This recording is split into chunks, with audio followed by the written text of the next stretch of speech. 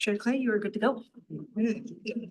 Right, ready to call to order the meeting of Commission on Equity, January 29th, 2024. All right, just wanted to welcome everybody to 2024 and let you know how proud of the work that we have done in the past 2.5 years. Looking forward to this year getting the strategic plan approved. Looking forward to meeting with the Youth Council, other DEIB entities, and continuing to elevate the voices of the marginalized, historically marginalized people in our community. Also, would like to give a shout out to Shannon Kelly Fong and Kelly Adams and staff for just doing everything to make our jobs easier here. So now we will have the land acknowledgement. Okay. Commissioner Brown. Right. We, the city of Lacey, are on the ancestral land of the tribal people of the Treaty of Medicine Creek, including the Nisqually Indian tribe and Squaxin Island tribe. We acknowledge and remember those tribal people not recognized today who are absorbed or relocated into other tribes for survival. We recognize the ancestors and their descendants who are still here. We recognize and respect the tribal people of the Treaty of Medicine Creek as the traditional stewards of this land since time immemorial, and their role today in taking care of those lands in perpetuity. We recognize and have the responsibility to call attention to the histories of dispossession, forced removal, and abridged treaty rights that allowed our nation, state, and the city to develop as it has today. We recommend that the community members read the Medicine Creek Treaty of 1854. Thank you. At the the next item is about the agenda. We have a proposal to amend the agenda to remove agenda item 7A from tonight's meeting, and the agenda item will be rescheduled for on a further date. So I'll call for a motion to approve the amended agenda, previous meeting minutes, and the consent items. I move. We have So moved. a first, do we have a second? Second. Second. All right, all those in favor, say aye. Aye. Opposed? None heard. Thank you. There are no public comments in the room. Is there any on the telephone or on the Zoom? Chair Clay, there are no attendees on the telephone or on Zoom. Okay. Item 6, inspirational item, Commissioner Kim Sauer. Yes. So this will have something to do with what I have to present a little bit later, but so I thought it was kind of appropriate. So to bring about change, you must not be afraid to take the first step. We will fail when we fail to try, by Rosa Parks. And In Just Anywhere is a threat to just everywhere by Martin Luther King Jr. And all our dreams can come true if we have the courage to pursue them. Walt Disney, and I so believe that is the truth. Thank you. Can I have a volunteer for next meeting for inspirational items? I can do it. It's probably my turn. Okay, Commissioner Silberg.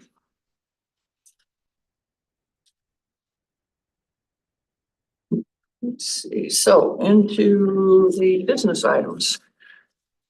We're not doing A. B is state business representation by Commissioner Kim Sauer. Yay. There, I think.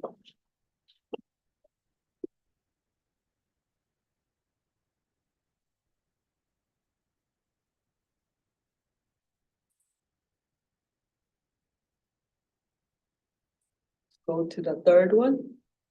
Oh, I will let you drive, Vice Chair Sauer, and advance the slides.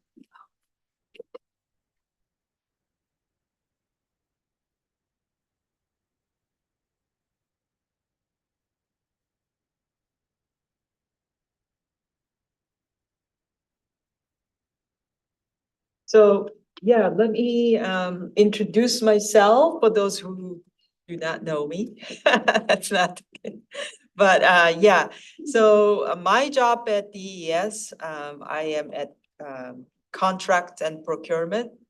And I'm so happy to share what we are doing at state level to for the procurement equity, inclusion and equity. So I'll talk about that today. So first, let's see, DES, let me see. DES is a state agency, it is, and we're located at 1500 Jefferson Street in Olympia. We have about 875 full-time employees, and about 98% of our funding actually come from service delivery fees. So we don't get that direct appropriation by the legislature. So we are basically self-funded agency. And our leadership, our director's name is Tara Smith. Very, very wonderful lady. And so DES, we work to strengthen the business of government. And as you can see, not just contracts and procurement, but we do a lot of various important work. So there's about 16 different work that we do. Let's see, then go to. So what I want to talk to you about is about procurement and contracting and procurement. So DES, we are the Washington State's lead procurement agency, and we have delegated authority to purchase goods and services to state agencies and responsible for establishing policies, procedures and guidelines to all state agencies. We also have delegated purchasing authority to state agencies so that they can make the purchase for themselves. We manage about 200 statewide contracts, and that is used by all state agencies, some nonprofits and other state jurisdictions, tribes, and of course, cities, counties also with user, by them signing user agreement. And we do internal purchasing, set policies and trainings and so forth as well.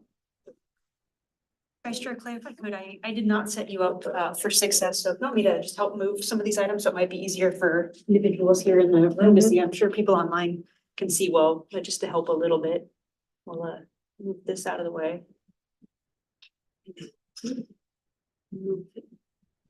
Yes, there you go. Okay. Apologize. Oh.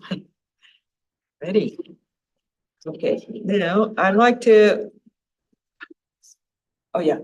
I would like to talk to you about how we are, how we buy, right? And so there's 3 different ways that we buy. There's a direct buy, anything less than 30,000, or when it is a small minority, actually small and veteran-owned businesses, and it goes up to $40,000, and we can do a direct buy, means no competitive process. Pretty much that buyer can select the companies and buy from them. The next one is agency contracts. So each individual agencies, they can also make a purchase. Of course, it has to be more than $40,000 or $30,000 to go out and do their own procurement. And in order to do that, they need to go through an open competitor process. And the business needs to be registered in something called WEBS, Washington's Electronic Business Solution. And I can talk to you more about that. So where I'm at is statewide contracts. The statewide contract obviously is open to all state agencies, like I said, those are nonprofits, tribal government that they could all use. And usually those statewide contract averages more than $1 million a year spending. And of course, multiple businesses can have that contract. For example, we had janitorial contract just closed at the end of December, and about 25 businesses got award. So for that one contract, however, they're in different areas. And of course, you have to go through the competitive process, and your information needs to be in the webs. And so I'll talk to you more about that as we go through. So take a look at this list. These are the things that we buy. They're quite, of course, this is not inclusive of all. And I have a list that I'm gonna show you later, what we are gonna buy in 2024, in next 12 months. So we projected up to 18 months ahead so that businesses can know what state is gonna buy in next year and a half. So that list is out there on our website. It's called Planned Procurement. You go there and you can take a look what's coming up. But I'm gonna show you what we are gonna buy in next 12 months. So, oh, let me see, this one here. I thought I wanted to just show you, hey, where the most spending went. But just quickly, just take a look at, because I go out and see a lot of businesses like selling from candles to fresh baked goods, and and someone came and wanted know if state is buying some fresh caught salmon. So yeah, these are the stuff, some of the stuff that were most money was spent. And I also want to show you this list, the chart here. It is showing the purchases that were made before I-200. Okay, this shows the significant drop in spending with minority women-owned business since the passing of I-200 in 1998. And then there's a break in 2013. This shows because OMWBE annual report, somehow they omitted the spending data, so I don't have that. But what we know is that after I-200, minority businesses were pretty much driven out of businesses, and the availability may not be what it once was. And that we also know that there are few certified businesses than ever before. So we're all working hard to get that the certification number up, but this is where we are. See. So what I wanted to show you here is the authority as far as procurement equity law. The RCW, Revised Code of Washington 3926, 5 and 90 basically explains how state agency purchase goods and services from Washington small business now. It's actually, it's in the law, right? That DES is responsible for developing procurement policies, and that we can do maximum extent practicable under the law, that we can really go out and try to promote, encourage and facilitate small minority businesses to participate in state procurement. And I want to show you That, look, those two laws govern for all the cities as well, all public buying. yeah, because the public buying is through statewide contract, and that statewide contract is under that, yeah, or see that, does that make sense? Well, just to, I guess to clarify, so cities can work with DES on purchasing. They Mhm. also have their own purchasing policies that But when govern. When they do their own purchasing, they are also under those. The RCWs. RCWs themselves, I would have to take a deeper dive. I know Kim's the professional here, but what I can say is that, you know, each jurisdiction is going to have, you know, its various policies on purchasing, and there are very prescribed methods for certain types of things that you're purchasing. Yeah. However, for other things, and I'll use the example of professional services, it can be very different than say a road project where you're purchasing service like giant infrastructure. And, you know, Public Works, I know we had a presentation from them probably about a year and a half ago, and they were just talking generally about what they do. But they're gonna be some of the largest procurement entities here in the city themselves, and they're highly regulated by state laws on how they can procure, whether again, it's, you know, paving or infrastructure. Yeah.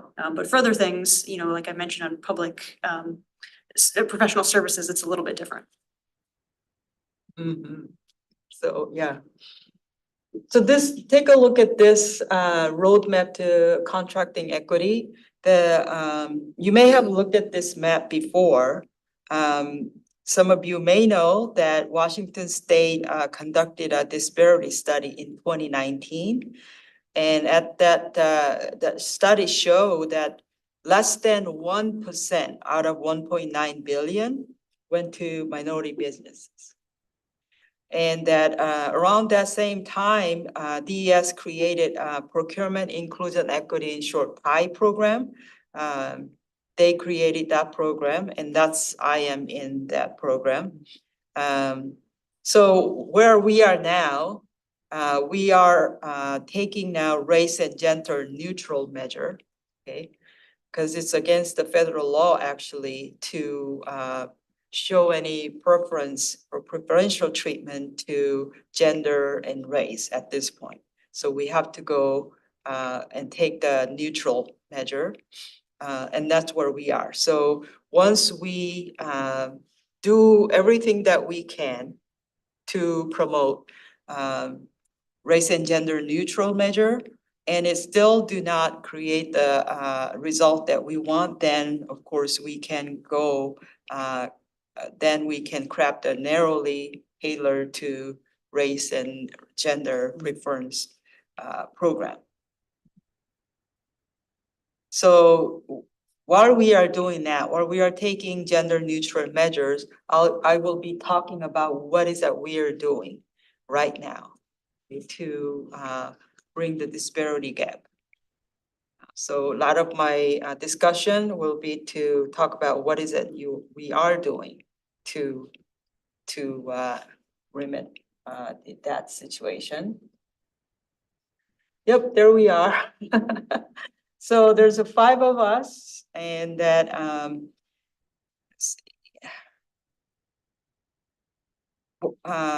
so we have Spokane is covered, and also Yakima region. So we have different staff in different region, and 3 of us are in Thurston and Pierce County.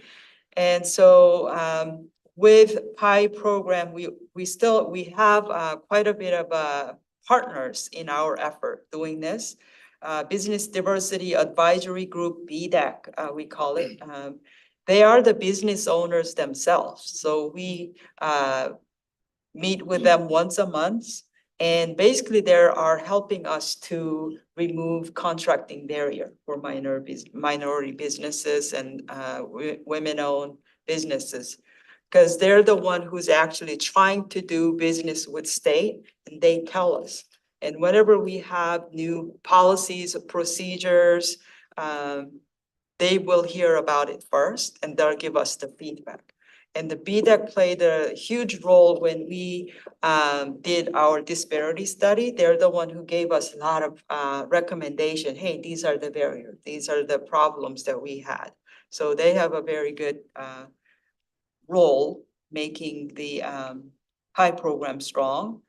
And state contract assistance network is something, it's actually network that a lot of organizations are part of effort to, again, make it easier for small minority business to do contracting with state. So with SCAN, we have about 30 different grassroots organizations in this, like I brought in Hispanic Chamber of Commerce, Korean Chamber of Commerce, the people that who we didn't really do a whole lot of businesses before, we're trying to reach them out and bring them in to so that they be aware of state contracting opportunity and how can we help them. So SCAN is another strong group. Supply Diversity Community of Practice. These groups are actually member of state buyers. So we have 240 state agency staff come to this meeting. It's also a monthly meeting. We meet about 2 hours and really talk about how we're going to implement this state supply diversity policy. And I have some of the details, I think, as we go a little bit longer in the presentation.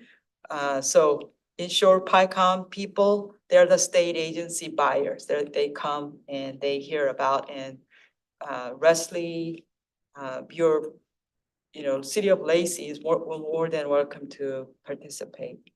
Yeah, including SCAN.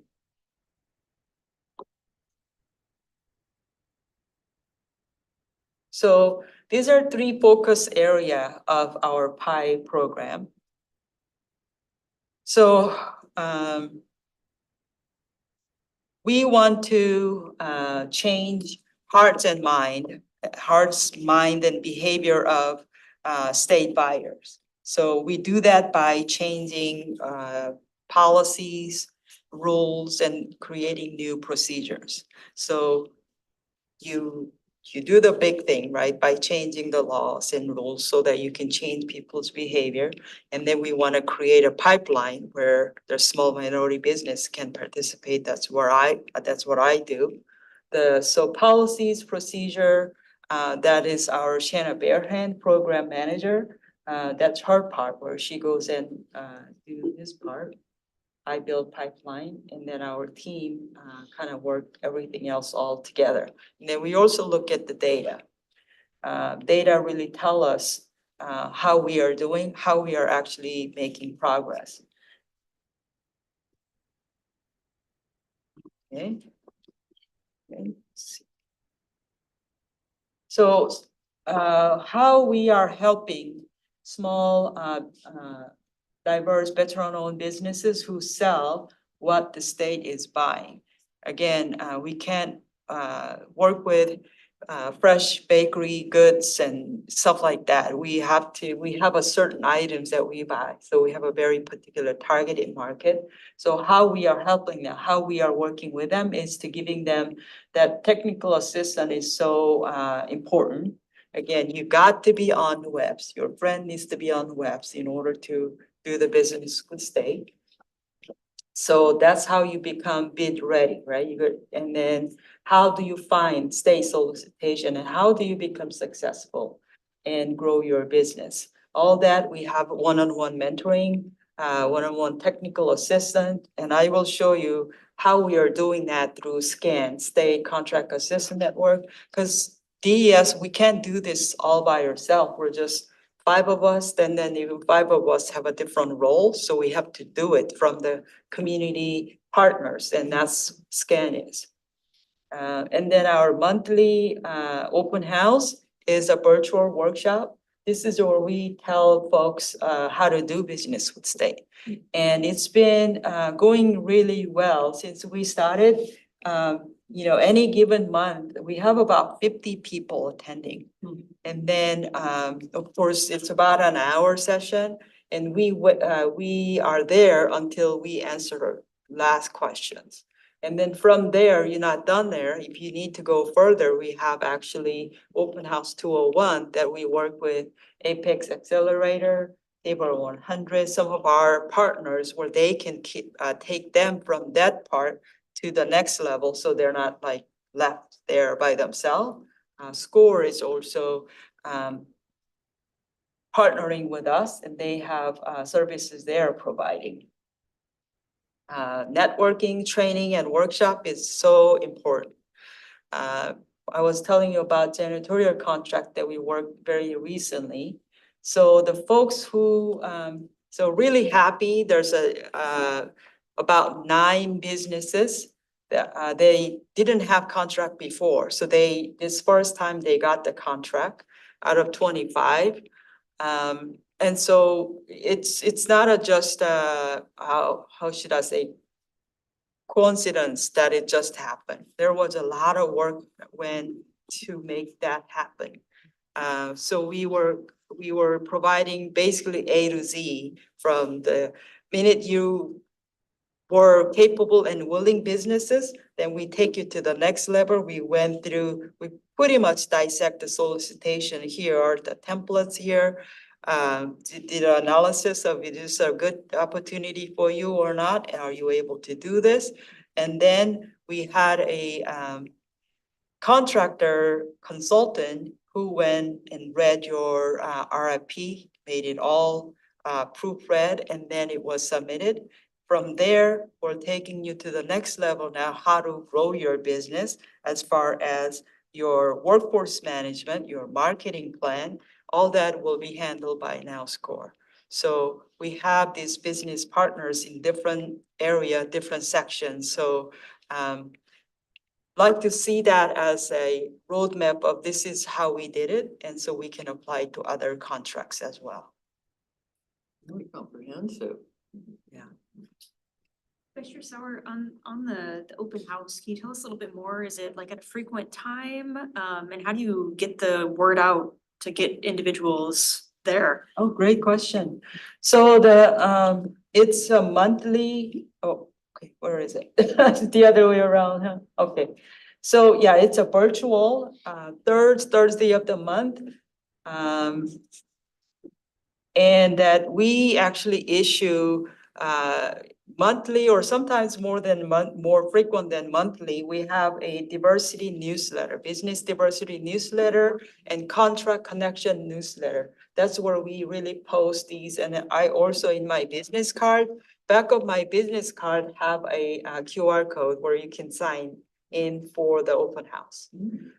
And then if you just go des.wa.gov on a search, just put it in there, state opportunity, contracting opportunity, open house, it'll bring it up as well.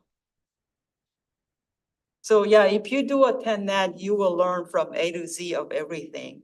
And then that may not be enough for some certain people, then we will have you go to this 201 level. Okay.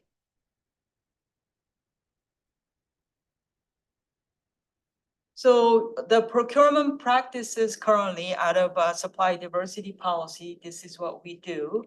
Contracts under 150K, something called reserved award, right? If it's less than 150K, we have small diverse businesses participating, it'll go to a reserved award. Priority points for small and veteran businesses. Again, there's no priority points for minority business, women-owned business, because we're on that neutral state. However, if you are on small or veteran, you do get some priority point because it's in the law. You saw it earlier. And then multiple award with for the small and vet. For example, the janitorial contract, it went to 25 different businesses, small businesses. So it's broken into a manageable level. So the businesses can just bid for that particular county, or they could have done entire state. So depending on your level, so it's just kind of meeting you at a level that you can manage. Unbundled, that's another thing that we're doing, is they're breaking it down so that you can participate in some way. So right now it's the winter time, we need a lot of de-icer. Before de-icer, which I didn't know, but you actually have several different items, like 12 different type of de-icer type. But if you have to have all of them, you have to have a huge warehouse, you have to have a driver who can deliver it to the location within certain time. It actually was quite a bit. At first I thought, oh yeah, grocery stores can carry some of those, because they do carry those, like the ICER that you can just put it, right? So why don't they do it? But actually, it's more than that, Kim. They gotta have the warehouse, they gotta have the driver, they have a truck and all this. But we broke it down, so you don't have to have all 12 different items, you can have just 3. You can just do this county. That's kind of a debundling we're doing. And early outreach, that's where we come in, high program. We want to work with these 30 different organizations, reaching to their members, telling them about this opportunity, upcoming opportunity. So we're trying to build that network, really give that information out, and forecasting also 18 months ahead, you'll find out what's coming up, who's gonna buy how much. So you can kind of prepare for that. So there's a 14 different recommendation that was made in disparity study. We pretty much implemented all of that. All of these stuff that you see on the left, those were all pretty much from the disparity study recommendation. We pretty much made it. So what now? We're drafting, so when we draft RFP, we want to get earlier feedback. That's another thing that we want to do. And then hub zone point is something we are considering. Historically underutilized business zone, right? The businesses from that. Supply chain diversity, workforce diversity. So the company, are they actually hiring diverse work group? It's not just all one but it's more of a diverse. They need to show, the company is to show. And then of course, we want to look at it, is there any evaluation bias when we evaluate business application or their RFP? Was there any room for bias? We're constantly looking at that. So again, business diversity BDAC is a great, they always tell us, hey, something this happened, we need to look at that. BDAC, they play important role. We have any given time, 23 business members. So they actually have to sign up. It's not like anybody. Actually, yeah, anybody's welcome. It's open meeting, but they actually sign up for 1 year or 3-year membership with us. And so we have kind of a consistent feedback, and people, even after 3 years they serve, they still come. They're still welcome because we have still ongoing projects and issues. So their feedback is always welcome. Before you leave that slide, Mhm. couple of questions. Yeah. Maybe a couple further back. You said the disparity study showed less than 1% contracts going to minority businesses, which is not what is the desire. What is the desire? Desire is that depending on your availability, right? So we want it to be equitable spending. But if we don't have availability, for example, you saw earlier that the most spending went to credit card company, the cash management. If we have no minority businesses in that business, we can't have that. So the goal, right now, the goal is like 5%. So if you look at, it's interesting data. If you look at the firms that are certified by OMWBE, Office of Minority and Women-Owned Business, it's about 1%, less than 1%. However, if you use Washington's Electronic Business Solution, which is a self-certified, when you register your business free, it's pretty instant that you can register your business. You don't have to go through 2 months worth of like all kinds of documentation or anything like that. You just register your business, what kind of goods and services that you sell, then you can register. So you can self-certify, I am minority business, I'm small business. So that, if we use that data, we're about 7%. But disparity study only use OMWBE data, so it's always gonna be, I mean, so far it's been very low. Does that make sense? Yes. So if everything were working optimally, the goal is still only 5%. 1%. It's gonna be Less than depend, 1% yeah. now, and you're aiming for 5%. So there's another 95% out there that the majority of people don't have any access to as far as the bottom line. yeah, so I should kind of clarify that.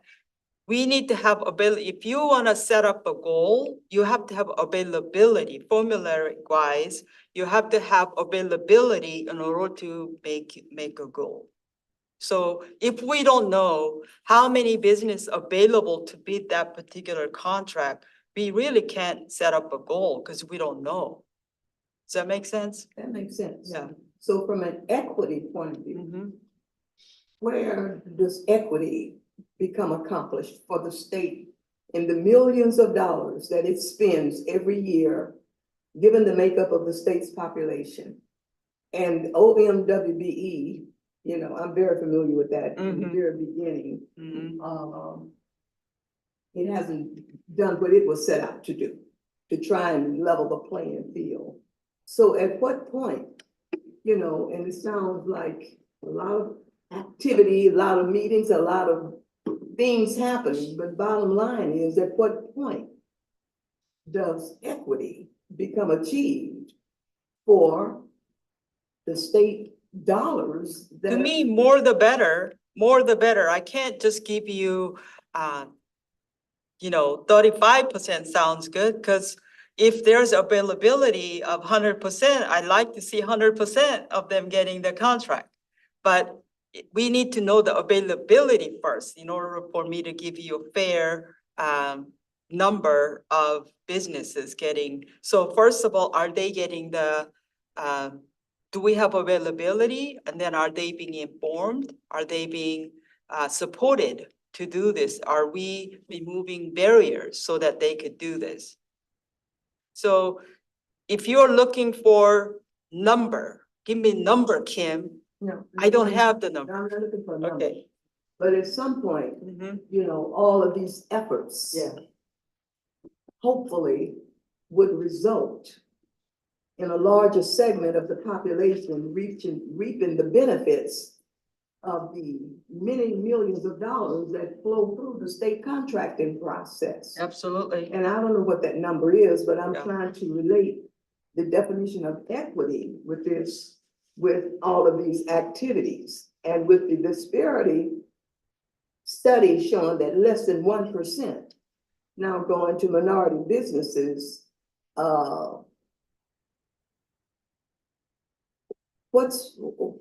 How does it get even to 5% or 10, you know, and I'm not looking at a number per se, but that's a lot of money that's not accessible.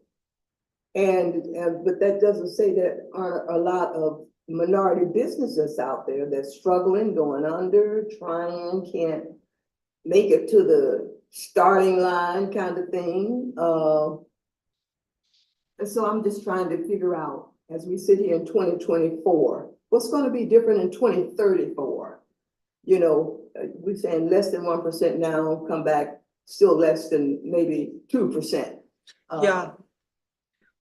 That's a great point for us to think about, because to me, there's a couple things. We need to grow market first. The availability is so important.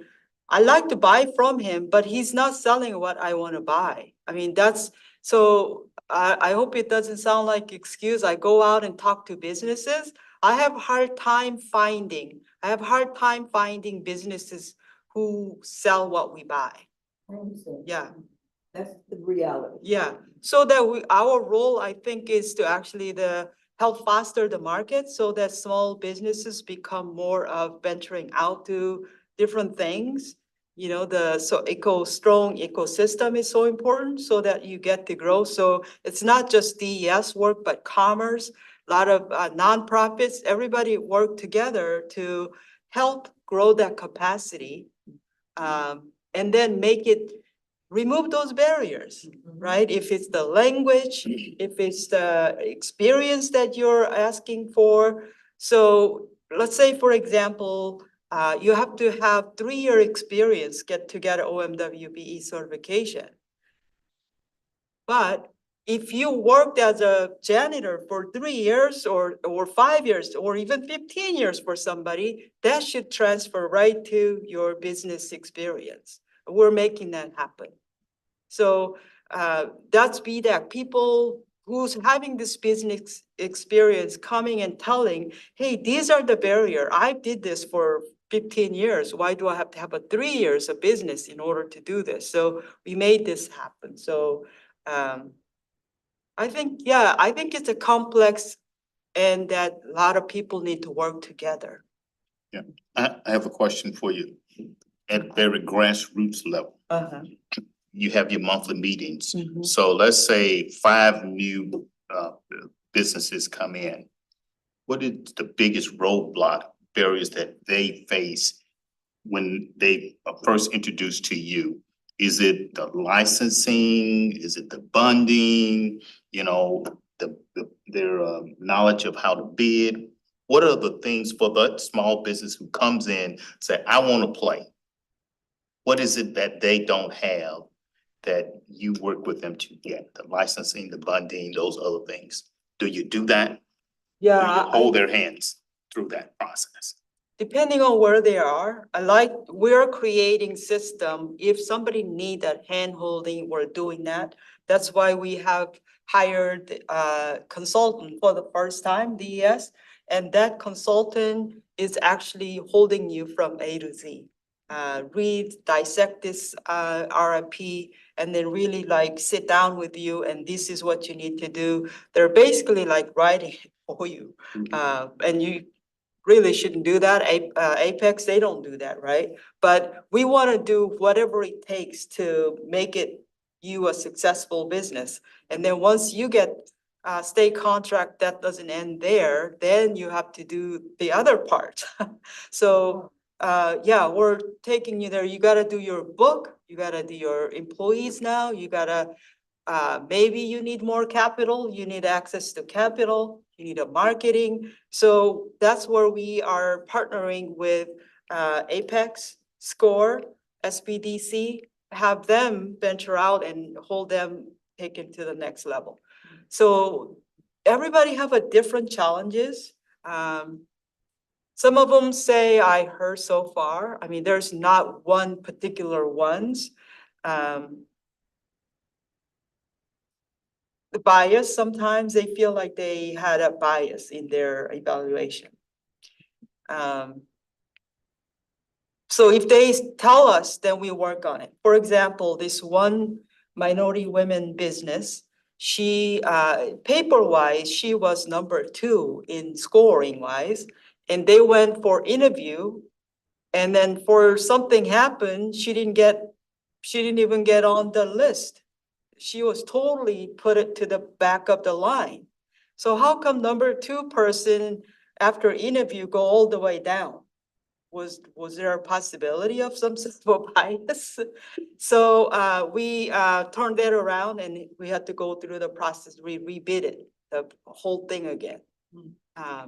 Because that person made a very sounding argument, there might have been a bias. Because how would you explain this?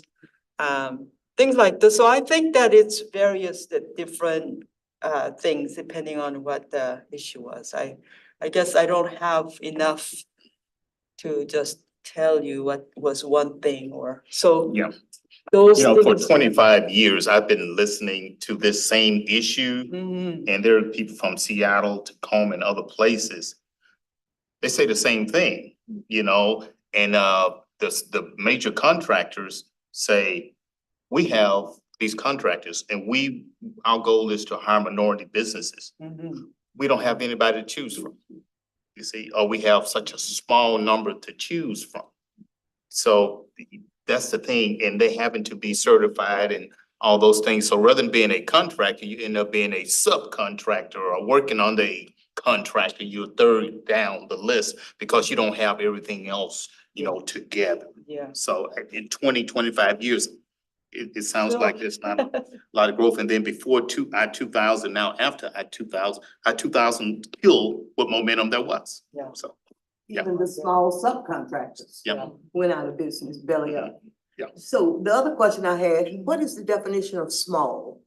When you say Small? contracts reserved for Yeah. small or Mhm. veteran businesses, what's the? So for Washington definition, it's really funny that state has a different definition, OMWB has the same different, federal have different definitions.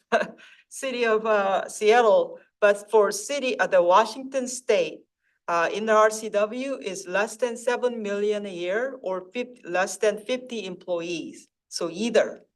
Okay, so but under small, you have micro and mini level business. So the webs will ask you that. So if you make less than 3 million, it's a mini business. If you are less than 1 million, then you are micro. And so frankly, you just mark it on small, because at least you get some points. But micro, mini, you don't really get the point. But if you are but Washington small business will get the point, but if you are mini, then from Oregon, Idaho, you can still register in the webs. So you make a good point here. Micro and mini as subcategories under small. And if you're looking at the application of people and you look down and you see they're only a micro because they only got 700,000 gross or whatever and 10 employees. So you check, for them, you check micro and say they don't qualify. I mean, if it puts them at the bottom of a list behind Yeah. others, is that what I'm hearing you say? Yeah, sorry, that's not what I was trying to say. When you register your business on Washington's electronic business solution, it's gonna ask you your Right. category. Right, Then you mark it yourself. right. But as far as responding to RFP, you just gonna have to prove that you can do the job. We don't ask you whether you are mini or micro, but it probably will ask the small business. You will have to check off, right? So then you get that small business point. It's not much, but every bit counts, I guess, like 50 point out of 1,200. It's not gonna do really a whole lot, but yeah. Okay, I won't belabor it. It just looks like the small business person is just doomed in relation to the medium and large businesses that's always gonna overshadow. If you say you're getting points for this, that, or the other, your points will never catch you up.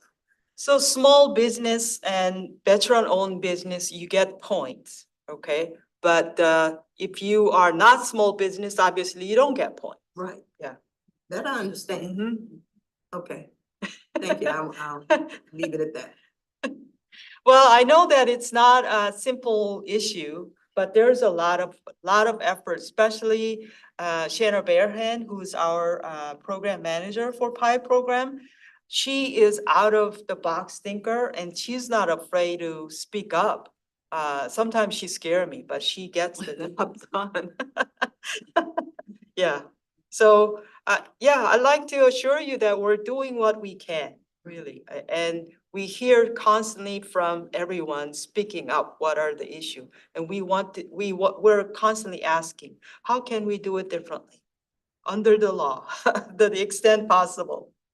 But the big guy on the top doesn't want it done differently. Huh? The big guys at the top don't want it done differently. They like the way it is. The contracts and the money keep coming to them and they don't have to worry about that. So we hear that too, that, yeah, some of the public works where they have requirement to hire subcontractor, so they will list you. We're gonna hire these subcontractor and they get the contract. They don't call you. We hear that a lot. Right. They use our name to put it on, put us on, but then they never called us. We don't even want to be the subcontractor list anymore because we don't get any benefit. So we go after that, right? So again, you need to speak up and let's just work on that issue.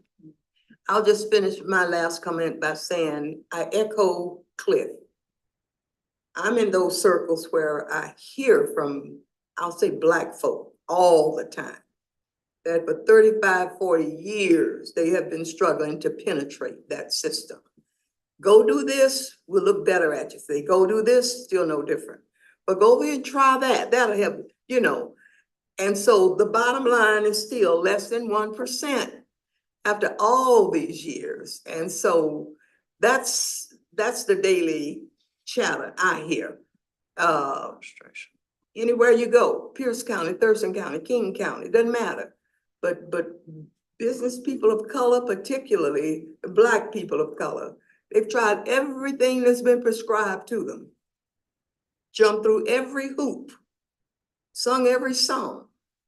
And the disparity study will still show less than 1%. So something isn't clicking, something isn't working. That's evident. Yeah. And I don't have a solution. There's no silver bullet, and it's not an easy answer. It's a very complicated situation. But the bottom line is, after all is said and done, still less than 1%. So what's some hopeful things happening that I explained to you earlier? We're on race gender neutral measure right now.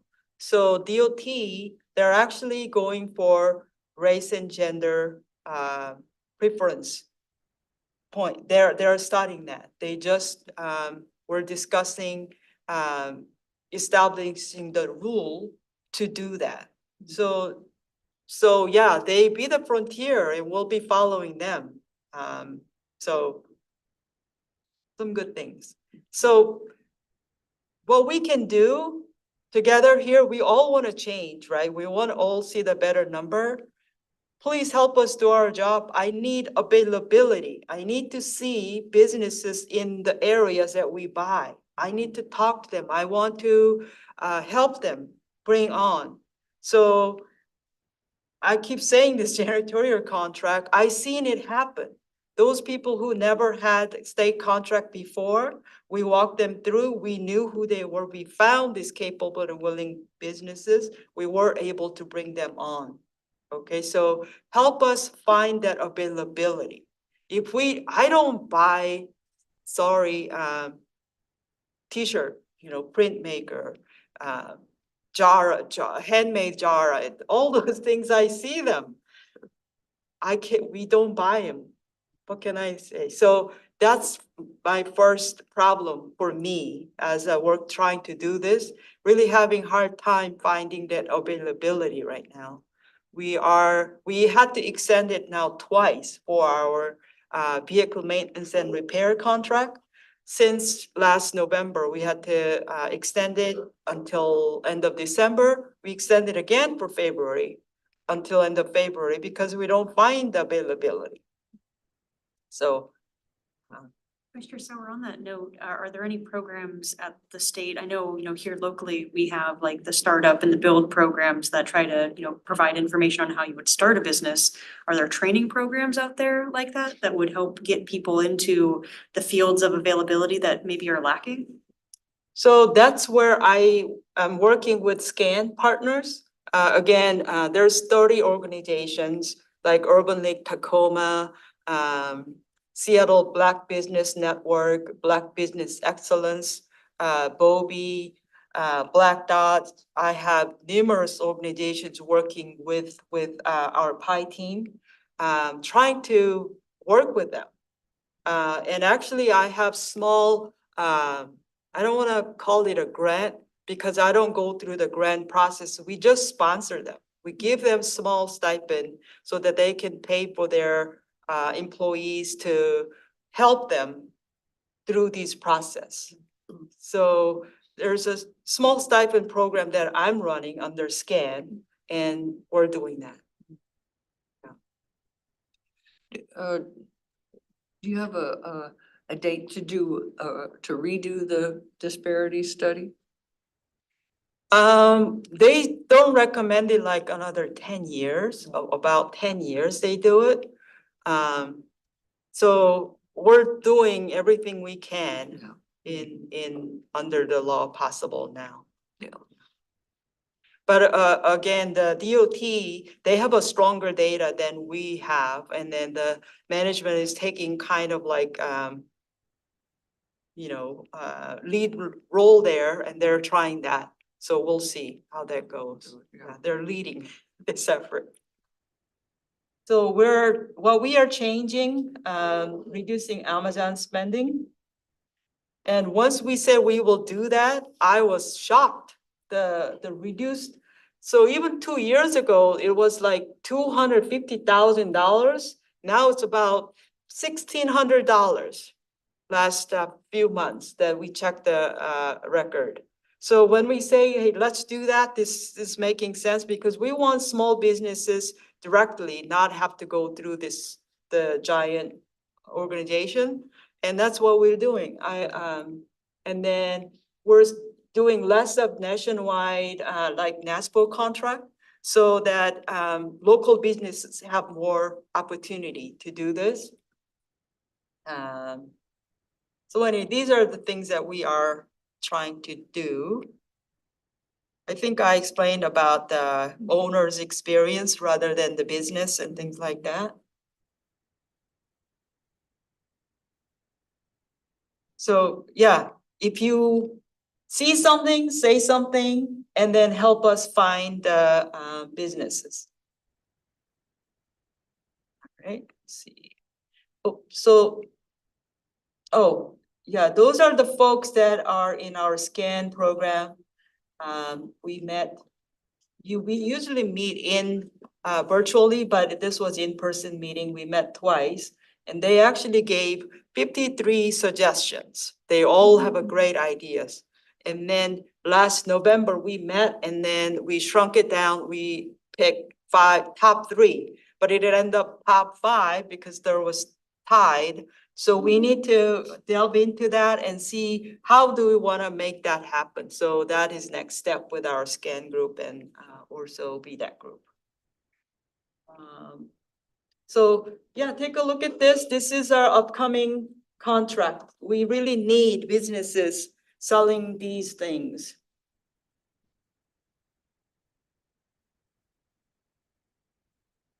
So the yellow highlight is we are contracted with a consultant. We're paying for this person to hold businesses A to Z process. And we can't pay for everything, but we're working with the SCAN partners to do that. But as far as this paid consultant, they will walk through that process. Okay, so I think that's, well, let me see, what else do I have? Yeah, so if you want to do business with state, please register in WEBS. And then we also, within SCAN Network, if a business want to know, hey, is state buying what I sell? We will actually have a session. We are contracted with Apex Accelerator.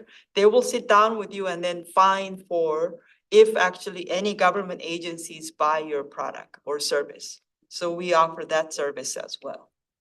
So you don't have to do it by yourself. We explain how to do that. If you go to fiscal.wa.gov, open checkbook, Washington's open checkbook, you will see who's spending money on what, right? But you have to do that legwork. And if you want somebody to help you to do that, then we can make you connection to do that. What do I have? Okay, this is a SCAN network with those 30 different organizations. We're working these things. This is something that I do, and I want to make sure that we cover every step. And then this.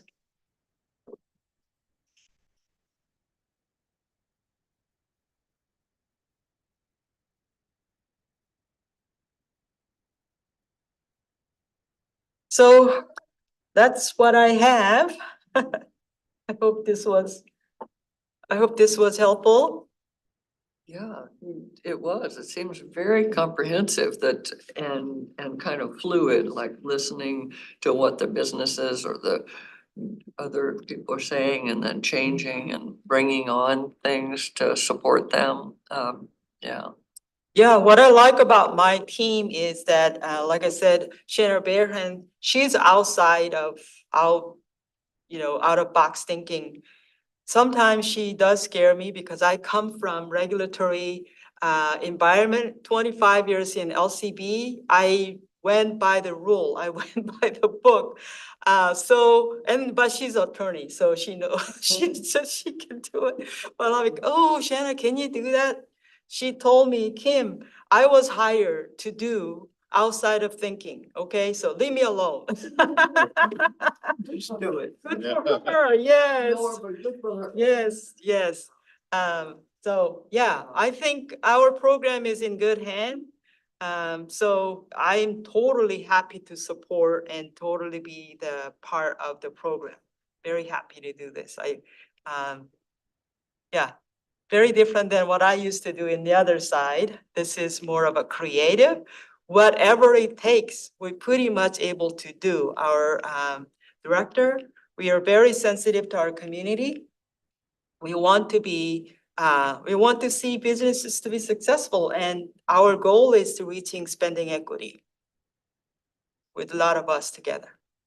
So, yes, thank you very much. Great. Thank you. Well, Vice Chair, I really appreciate the presentation, and I know this body had asked for, seeing, from the business community, and this is one segment of kind of that business perspective, and we are going to replan the Thurston EDC presentation hopefully to next month's, and so they will be here. In addition, we're looking to get somebody from the city, so probably Wesley will be here to provide an update as well on kind of city efforts. And then also hoping to connect with the South Sound Chamber to get a presentation as well. So at that point, hopefully we'll have a very good look of kind of at what the city is doing, what our local chamber is doing, what our region is doing. And then thank you again, Vice Chair Sauer, for showing us what the state's doing from a DES perspective. Great, Ansa. great. Next, we have the advisory board stipend program and demographic survey. Thank you. All right, well, commissioners, I am joined here by two of the rock stars from the city of Lacey, and that is Alyssa Fontaine, who is our city clerk, and Kelly Adams, who is our special project administrator, who I know you all know very well from working in and out with the Commission on Equity. And we are here tonight to tell a little bit about the advisory board stipend program, which is going to be the abridged version, because I know you all know the ins and outs of this program like no other advisory board, since you all spent a good portion of 2023 working on it. So we're just gonna talk about how we've been implementing it, and gonna be sending out the information to see if anybody from this advisory board would like to opt in. And then also talk about the demographic survey, which was part of the discussion on the advisory board stipend.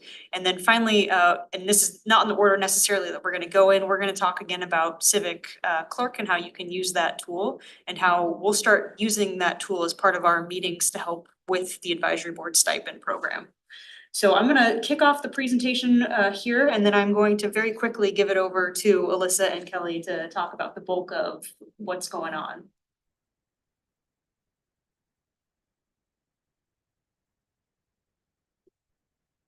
So just really quickly, brief overview. I know you all know this, but for anybody who might be watching, and this is something we have gone out to every advisory board that this program would be applicable to, except for one. We've got one more on our roadshow that we are hoping to wrap up next week. And so you are our second to last, but you are again the most familiar. The program is to offset incurred expenses for participating on city advisory boards. This could include travel, it could include internet, it could include childcare. This is something that we've had, multiple discussions on how this could create barriers for people, community members to participate. And importantly, as part of this program, all advisory board members would remain volunteers and they would not be employees of the city. We provided to the council a overview of how this program could look differently for 3 different community members and what kind of barriers they could present. And just briefly to go over it, I'll highlight community member number 1, who is retired, has no children at home, and is a vehicle owner. They, presumably have significant discretionary time. They're not going to require childcare since they have no children at home, and their drive time to a meeting is about 10 minutes. If they are in a 90-minute meeting, which I know is very short for this group. And they spend 20 minutes total coming to and going back home. Their total kind of expenditure, when we look at gas, is about $3 and the total time is about 110 minutes. So when we're looking at costs, like hard costs, it would just be $3. It's very different though if we look at community member number 2 and number 3. And so I'll highlight community member number 2, who is in the workforce from 9 to 5. They have children under 5, they're a single parent, and they're a vehicle owner. Comparative to our community member number 1, they probably have much more limited discretionary time.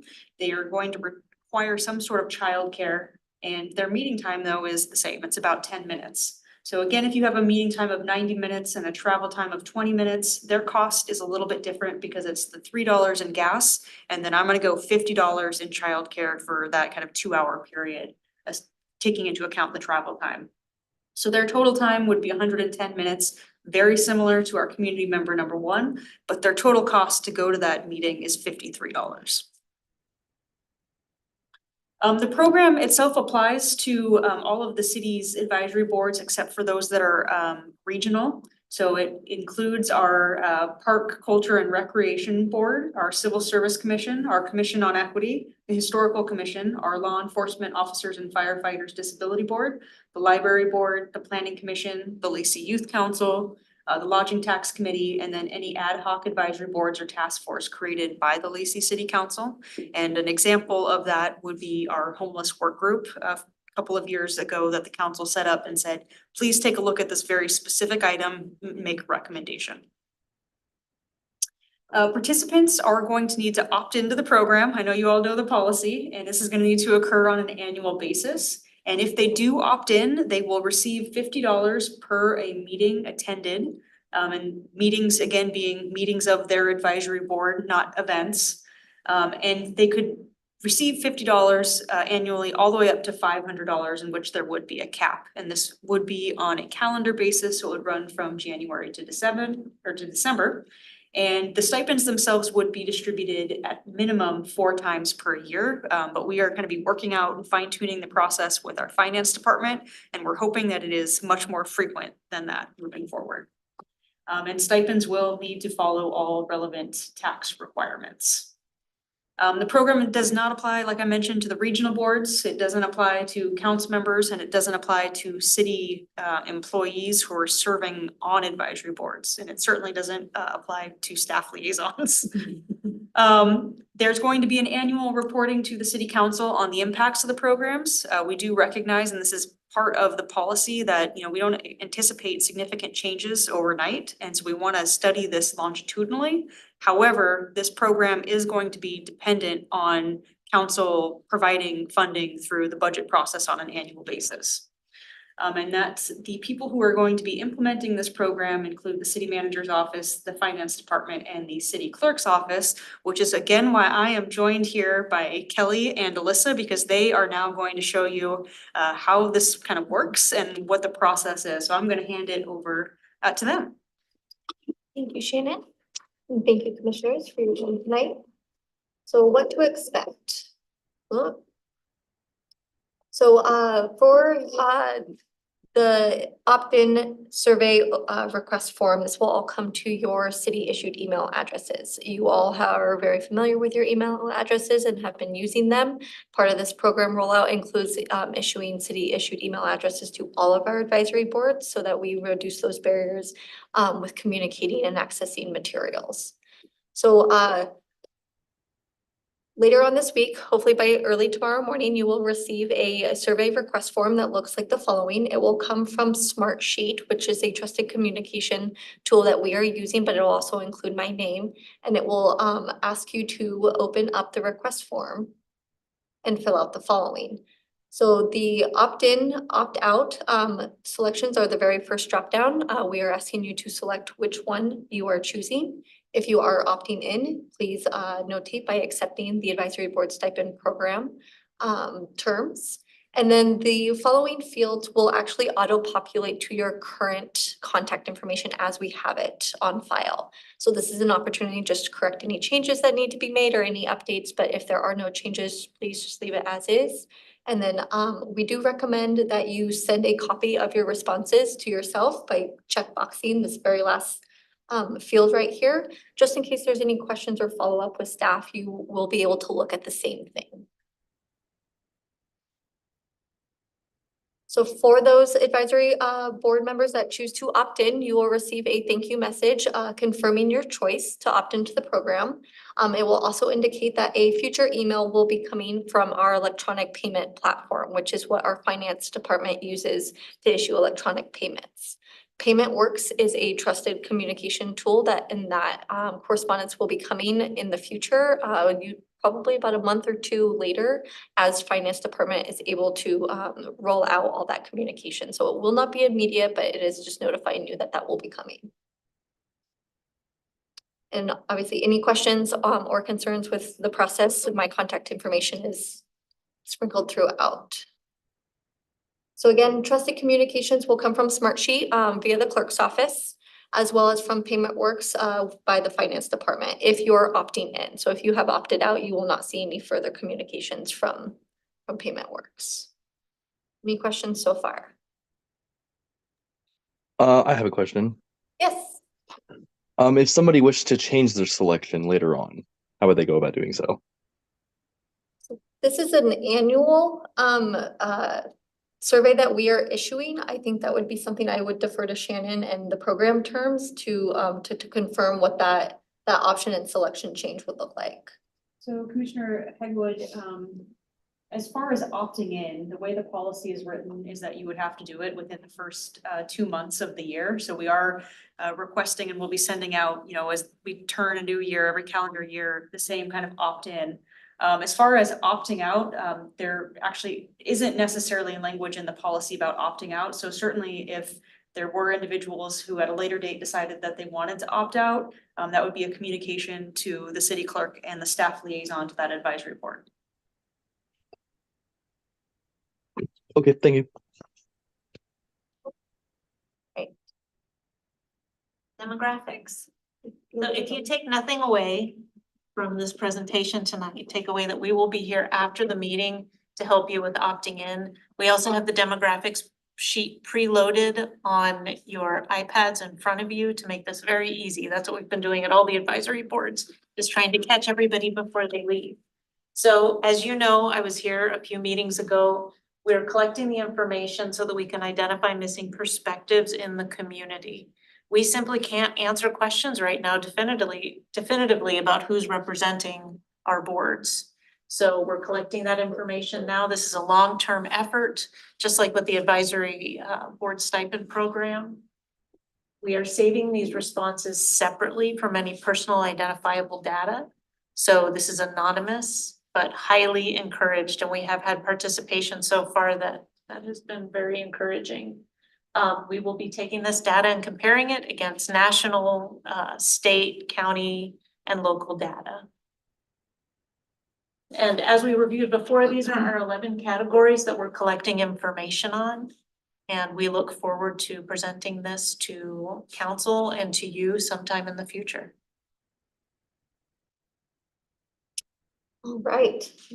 So moving over to our Civic Clerk Board portal. This is our public meetings portal and our agenda management and legislative software that we have rolled out and are currently using for all of our public meetings.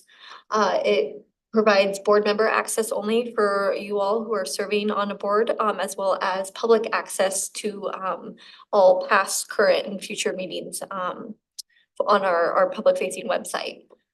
This also includes some benefits to our live meeting progress that we're going to talk about here in a second, as well as electronic roll call and electronic voting. And so with our city issued emails, this is how we will be accessing the board portal as advisory board members. And like, as you all are aware, I will work with you to connect on authenticating your account and setting up login instructions. And so just to kind of brief you, we'll do a quick tutorial on this, but the meeting login is really tied into kind of a couple things. It's your access to the board portal and the meeting materials before the meeting, during the meeting, and then if you so choose to review past materials, but it also ties into our attendance records and how we are going to be pulling this data for the advisory board stipend opt-in members.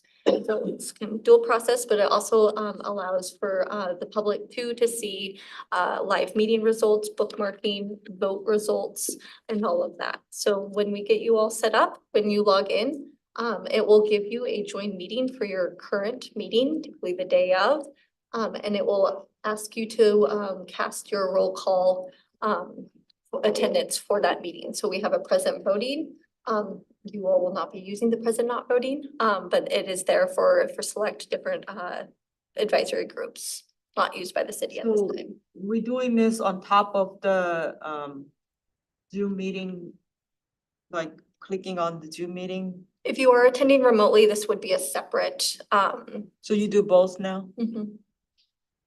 So, and I guess just to give a little bit more background, so currently, when I send out the information to you all on the meetings and the agenda packets, what you're seeing that information on is this system, but you're seeing it on the public side of it. And so what Melissa is overviewing is a board portal. So this is information that is only available for you as the advisory board members on this particular advisory board. You won't be able to see any other advisory board. It'll just be Commission on Equity. And there are some features that you might find that you would like to have. I know Alyssa's about to go over some of them. But again, it's a product you're using. We're just kind of introducing a new element that you could use. And the purpose of using it for us as a start is the advisory board stipend program. It allows us to track, who is attending meetings. But we also do have a staff member here who is doing kind of the other side of the portal that Alyssa might talk a little bit more about. And so I just want to also introduce our new deputy city clerk over here. This is Brandy Legomina. And so her or her counterpart will likely be here at this meeting. So if for some reason you can't find, like if you're having problems logging into the portal, the board portal, Brandy or again, Paul will be able to assist and make sure that you are marked as attending this meeting.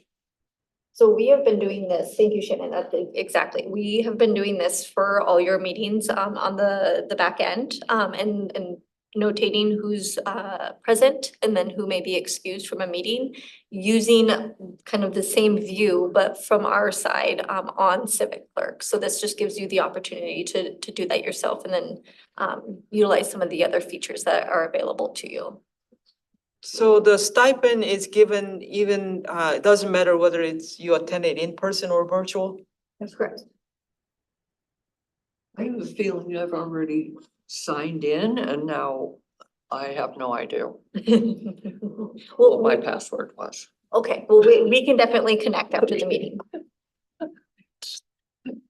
This is a future feature, so something that may be available to you all in the future where we can cast electronic voting. So if you all were logged into the meetings here using the iPads here for the city and a motion to approve the agenda is made and seconded and a vote is called for, staff would be able to start a vote and you all would be able to get a selection on your screen that would automatically pop up and you would be able to select your vote and click save.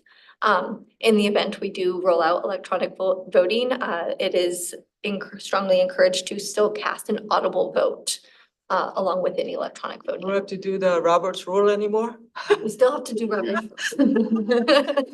I'm advocating Yes. for that every opportunity. That would actually be a secret vote. No, yeah, no, and that's which leads me Yeah. into my next. Mhm. The vote results do have to be cast publicly, and this is why we also strongly encourage an audible vote, especially if there are any members of the public who are, visually impaired or not watching the meeting and just listening.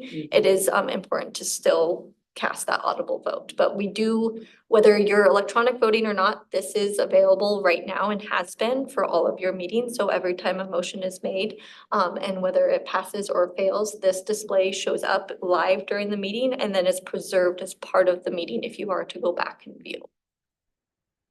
And the benefit of this is it really increases accessibility for the public. They don't have to be versed in Robert's rules to understand what's going on. We're trying to make it very clear and simple what the motion is.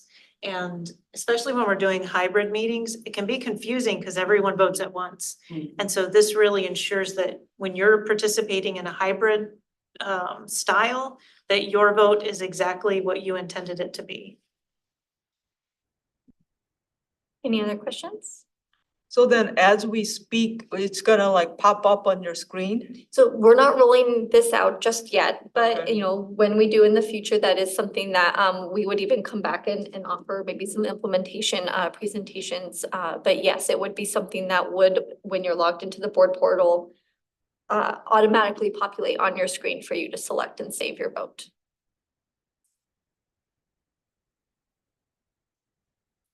And then the board portal also offers, so when the meeting is done, it's been adjourned, you have the option to leave the meeting. If you forget this option, it will automatically kick you out following the next day. It doesn't anticipate you're gonna be in a 24-hour meeting, so it is very helpful.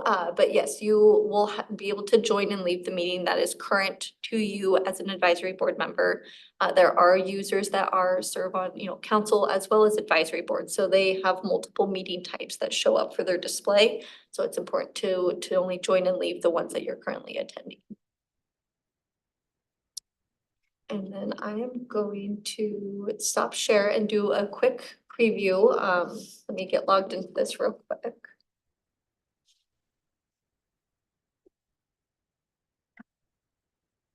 We're gonna do a quick tour of the board portal, and Commissioner Hegwood, I am going to reshare, so don't fret just yet. Not my keyboard either. I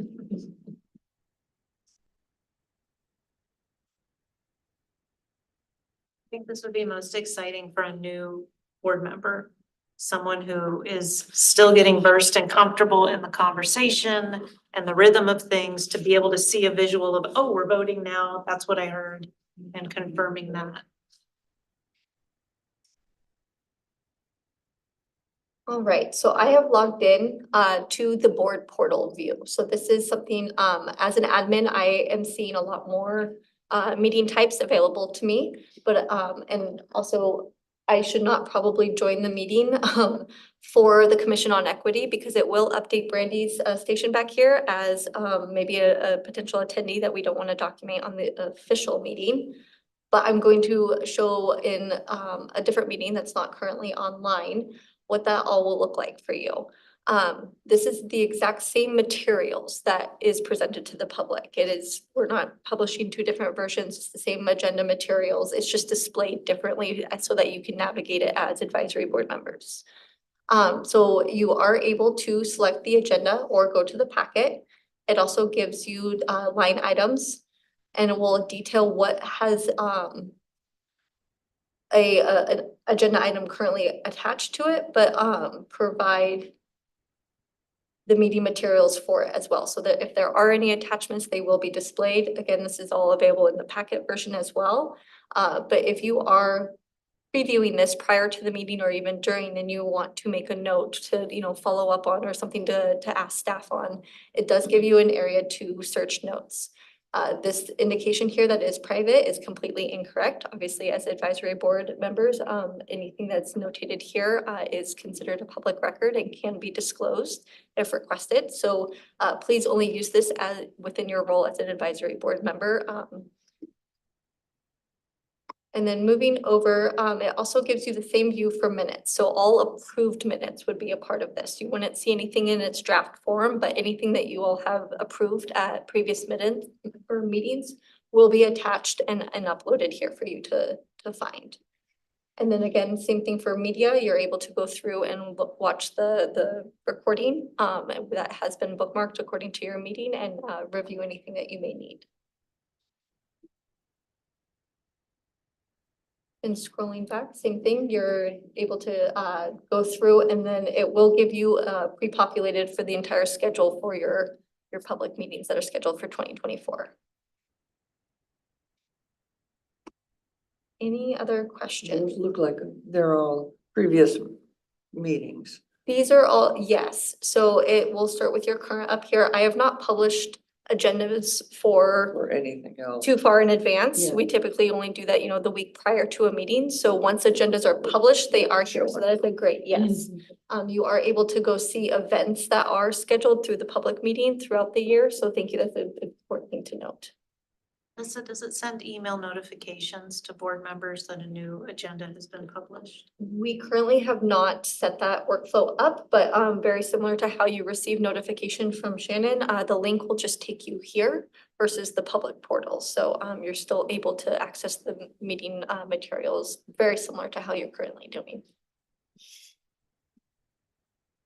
And then I believe that was it. So every time we come to a meeting, we will, when it gets rolled out, we will be getting on our civic clerk so that we can be doing our voting. It'll be right. So all the iPads that you all are using do have the Civic Clerk login favorited. So that is something that you will be able to quickly access. Your login information is unique to you and we cannot save this information on a public iPad. So that is something that we'll need to set up. Remember, I can assist if we need to reset some passwords just to kind of get that at the top of. Just don't show it to anybody. Yes, not the sticky note under the keyboard or any of that, but yes. And then, yes, you will be able to join the meeting and follow along in that view with an electronic copy of the agenda. Yeah. So you have to use this? Or can you use your, You can So- access the Here? board, yep, you can still do it through a personal device as well as the login information is unique to your own. So it's the city issued email and then your designated password and you can save that on your phone as well. The screen's slightly smaller, so with some of the materials, whatever the preference. so you're sending something to like tomorrow morning or something, then once we get that, oh, that's for this, right? So yes, there will be communications this week. One for the advisory board stipend program opt-in or opt-out survey that we're asking you to complete. There will also be a link to the demographic survey. And then I will have civic clerk instructions as an attachment. Right now, because civic clerk has issued many months ago to you all on authenticating your account, I can't determine maybe who has remembered their password. I didn't want to reset passwords on you without talking to you. So we can definitely connect and see. I can do a simple reset and it will go ahead and reprompt you to create a new password. And then we have that instructions and those links to the board portal so that you're able to favorite them in an area that's easily accessible for you. So I can do it on my personal PC at home and then do something mobile, right? Correct. Okay. Because I like to be responsive to you. I don't want to check my email like once every week.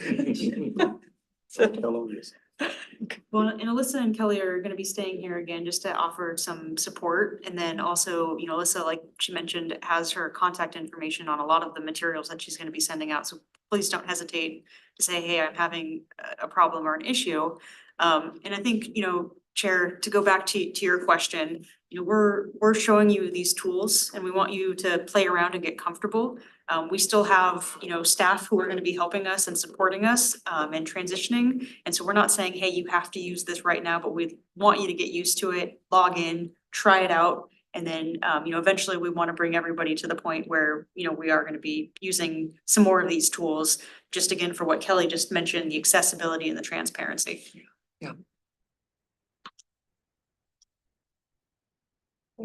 Any other questions? So this, like I went over this Civic Plus is what we're gonna be. Civic Plus is the parent platform to Civic Clerk. So when you do authenticate your email or reset your password, it will navigate through Civic Plus. Once that has been confirmed, I issue a link to the Civic Clerk board portal. So it doesn't connect you immediately, unfortunately, but Civic Plus is a trusted communication as well as Civic Clerk. Okay, so you help us afterwards, but I did sign up, I put my email and so saying password. And, So- yes, password, so if it's not something that you remember, it may be something that we have to do at a later date where I go back to our admin profile and reset all the passwords, which may be something we do anyway, and just have everybody, you know, restart and have the instructions for them to do it all fresh at once. I'm sure it's at home somewhere. It's been a couple of years, I don't know. I always do one same thing. No. For everything. Tell me what it, It's 56 characters long. So, you know, again, if there's any questions, we've got the experts here, but Yeah. I do also just wanna do a little shout out of appreciation. These two were able to put this together and find a way to connect the advisory board stipend program with the tool that we have in use, and then to make it a benefit for you know, advisory board members and members of the public. So thank you, Alyssa. Thank you, Kelly, for your hard work on this. And I know it's a lot of work for these two right now. We're onboarding 50 of you all.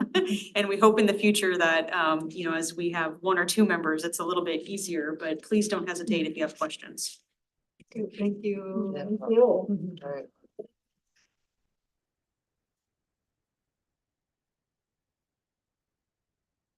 Alright, so. Moving on to our DEIB strategic plan workshop. Well, commissioners, I've got a few additional elements in our document review to go over with you today. And then I want to just give you an update on a couple of other items as we continue to review all of the elements moving us forward with our diversity, equity, inclusion, and belonging strategic plan. So the first thing I just wanted to point out, going back to our next steps, some of the things that we had identified here for January, I wanted to give an update on. So reviewing the draft plan with the executive team and other city staff. So this is starting on Wednesday, and we're hoping to have materials and comments to be able to show you all for the next meeting in February. So this is starting here this week at the city. Some of the other items that we identified was the cover page. That's still something that is in progress, although we've been working with Donna Feliciano on kind of updating some of the materials as we've gone through them. Acknowledgements, we have added that into the draft so you all could see that, and that was something I know you all, in addition to the land acknowledgement, some of the acknowledgements, this is just the city staff, the advisory boards, and then other groups that have worked on this. And then the Commission on Equity message. So at our last meeting, you all provided feedback on what you wanted to hear.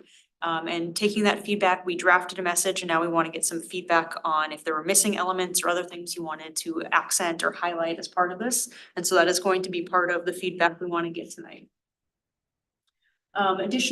Taking a look at demographics, we have provided kind of a general overview as part of tonight's packet for you all to take a look at, and we want to get some feedback on that. And specifically, things we're going to take a look at is demographics broadly, business ownership, income, poverty line, home ownership rates, and educational rates. Those were all things that you all brought up of wanting to see some data on. And so we've got some initial data for you all to take a look at and to get some more information on. And then just want to show some of the elements that we added in here since the last time you all took a look at this. Number one, I just wanted to highlight, we put in the land acknowledgement, which you all worked on that policy. We started drafting the acknowledgements, like I mentioned, so that is now a part of the materials. And we left a space here for other individuals who might join in as part of the review and process here moving forward. We still don't have the city council message. That is something that will come as we review with the city council. But we do have a draft on the Commission on Equity message, and again, want to get some feedback here tonight. We updated the sections with some feedback that you all provided. So this section is updated with a bit more information. And these sections all have some of the input that you all brought up and raised. For the example on redlining, some of the feedback that we received was, this is a really good section. There are some really important parts of this, but can we also slim this down a little bit? And so we did take it and removed some of the items while trying to keep in a lot of the items that were identified by the Commission on Equity as important. None of these sections changed at this point. This was all feedback that was provided previously. The section is still pending, and any additions for community engagement that we have would be put in here. For what we heard, this was one of the sections you all provided feedback on last month, and so all of the red highlights show some of the additions that you all wanted to make sure that we stressed as part of this. And so we added those elements in each of the sections. So for welcoming community, you can see, for example, on the 1, 2, 3, 4, 5th row down, adding collaborate to create a place of opportunities where people can meet and engage with one another. For example, a cultural center, highlight cultural resources in the community. So we did this with each section based on the feedback that you all provided of adding more information.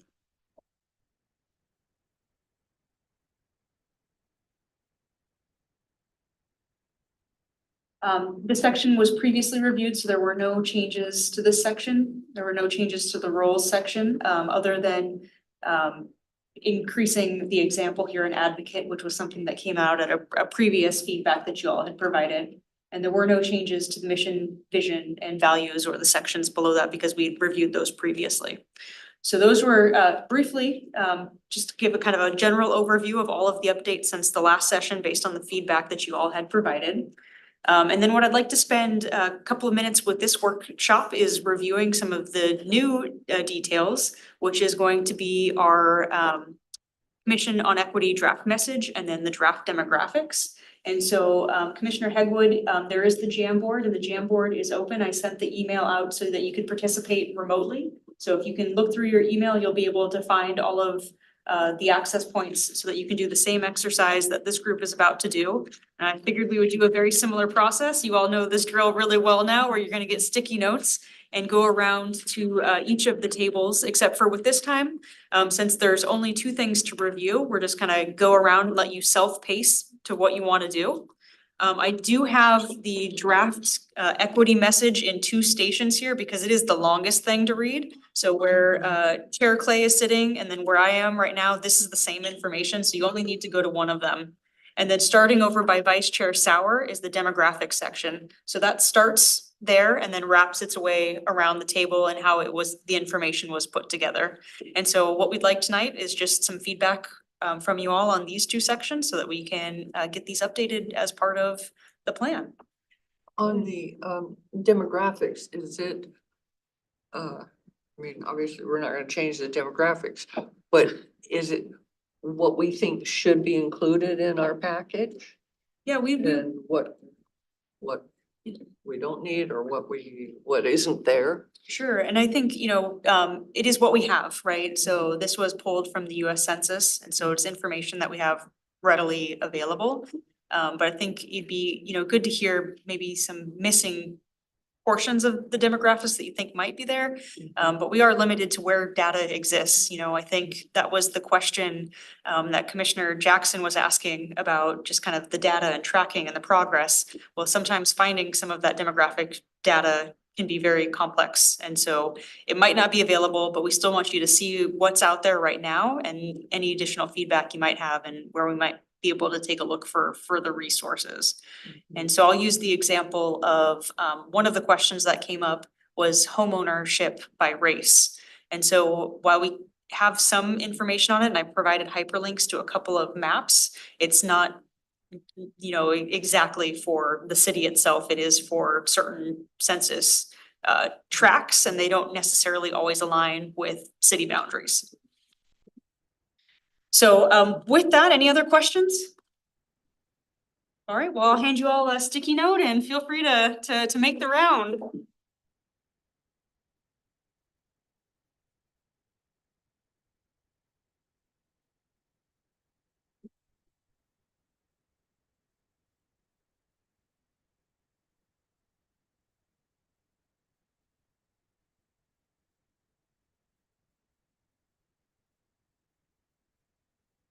If you need a pen, there are pens up in the basket. I noticed a lot of you all brought pens, so you came prepared.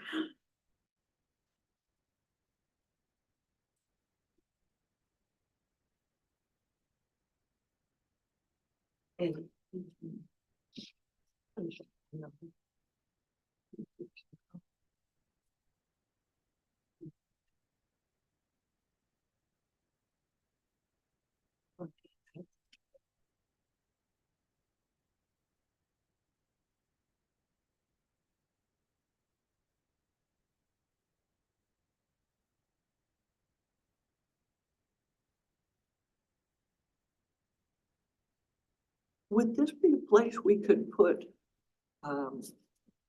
Lacey City staff demographics?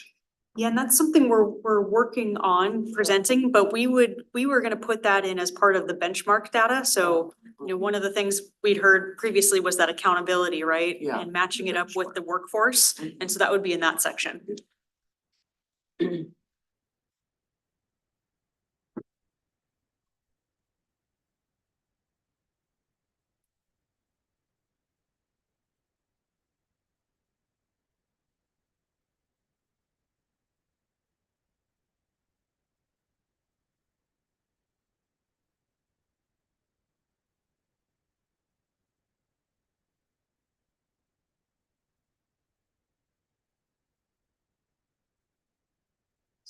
Ellen, you look at the poverty rate and then you look at our racial demographics and we're higher in both, well, I mean, we're lower in money, we're higher in diversity. I mean, it don't really speaks the truth.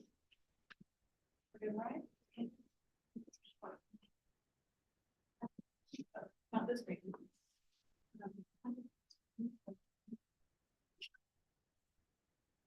You don't get it done.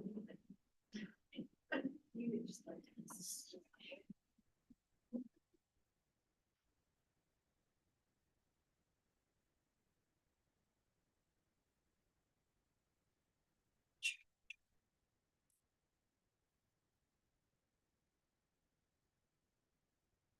Just to point out too, on the draft Commission on Equity message, we have the message and then also all of the sticky note feedback that you provided here too, just to show, and we included that in the packet as well.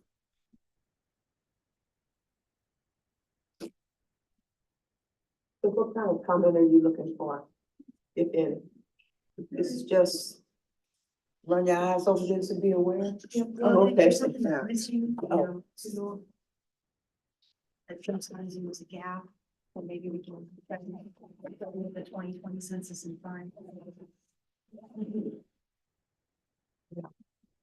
What's the difference between the primary language spoken at home versus people who don't understand English? Just because you go home and all of a sudden you're, you know, you walk out the door and you're speaking English because that's the world you're in. Yes, so it's a good question of, you know, your preferred language or maybe using another language. Maybe. Unfortunately, what we have is what the census collects, right? I know, Yeah. but the issue gets to be, how many folk are out there that don't know English, can't speak English, and are expecting the city to translate everything for them versus go somewhere and learn English and you can simulate fit in. So with a limited English proficiency. So If versus spoken at home, that doesn't, you know, I'm speaking a little differently than once I walk out the door, but Aren't we all? I know how I've got to perform if I want to. So that's the difference for me, for language spoken at home versus someone that outright does not understand English. Yeah, but it is some to survive. Yeah, but what they go on to say is. They would prefer to speak in that language over English. Right. And I think But don't turn around and be with what's the city to translate. Document it in the language posts. Be more comfortable with the language posts. It's a good, like I said, like, good to have some data on it, right? Or some open discussion.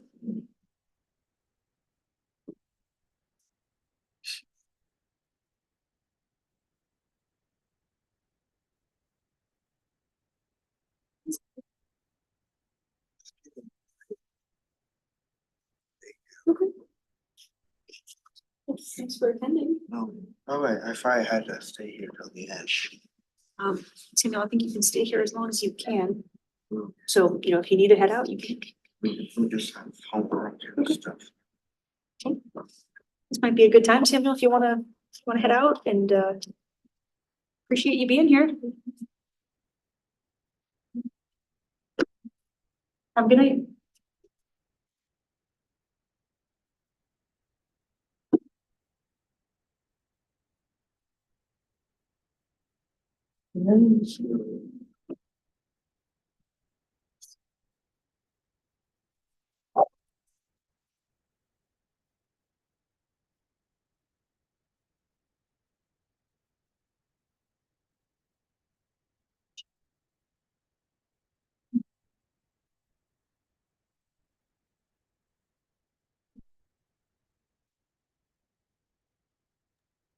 Thanks for the help there. The app doesn't quite let me format things the way they should.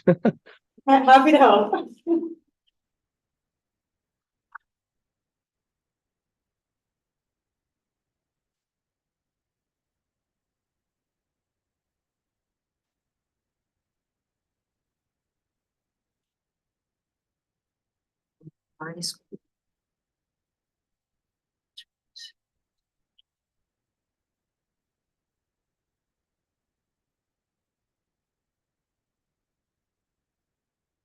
We're growing faster than Olympia.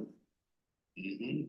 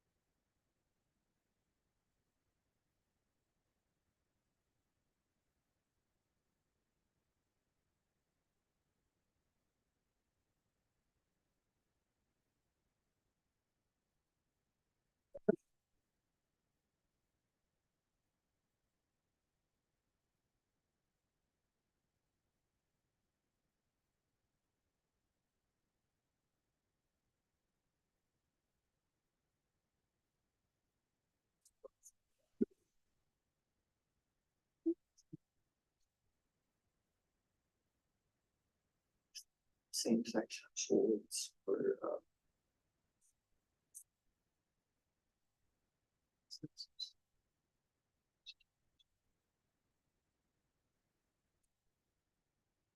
Did you read that? That was, yeah, our research on. Was available. There was some limited information, in different geographic orientation. Oh, no, it's not a phone number, it even. Yeah. I have Wasn't necessarily. occasion to want to communicate with you guys. Yeah. I don't want to do it through the system. Yeah, Yeah, yeah, put it on there, we can take a look and see what we can find. I'll write it down for you. I don't even know how to get back into Hmm? the civic thing. I'm sure I forgot my password, so.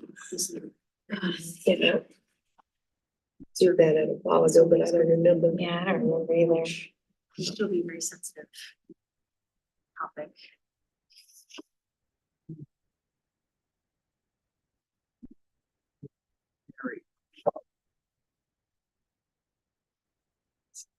started collecting.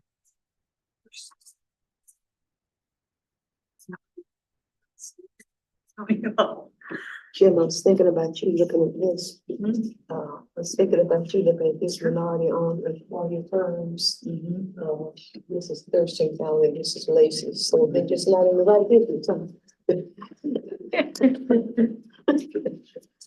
Too many grocery stores, too many. Yeah. They're in business, but not the right business.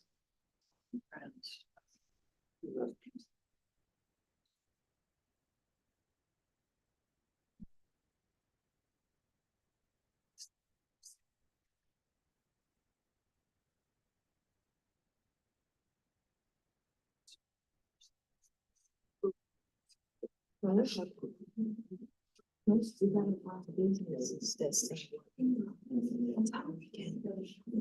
not like really looking for institutes. I understand. But I'm saying everything else is good. I'm just saying like those are the big issues. I just know that over the years, I've heard people say, okay, they said they are looking for businesses that sell asphalt. So I'm gonna go start an asphalt company. It's get good, you know. Still can't get any asphalt contracts. So they want, there's people buy fences or bricks, you know. So they go and they hear and try to respond and zero, comes up zero. So I don't know how many other things are. But the problem get to be when you begin to share information with people. Been there, done that, not interested, you know, but they've just been beaten down so long. They just give up. I want to hear it from the boss. I saw the data, right? Before 1998, there was a higher. I'm well aware. Just dropped everybody. See, I-200 didn't pass out of thin air. Attitudinally, I'll have a whole. racism at work. Like there's so many. That's why I say the folk of Jamaica are not interested in seeing any change. So. They like it the way it I'm is. not good at wordsmithing and stuff. Please, same contractors get the books over and over. So if a small contractor come along, if they get this little thin slice, you know, they have to struggle to keep that. The big guy didn't have to struggle. They now have the track record.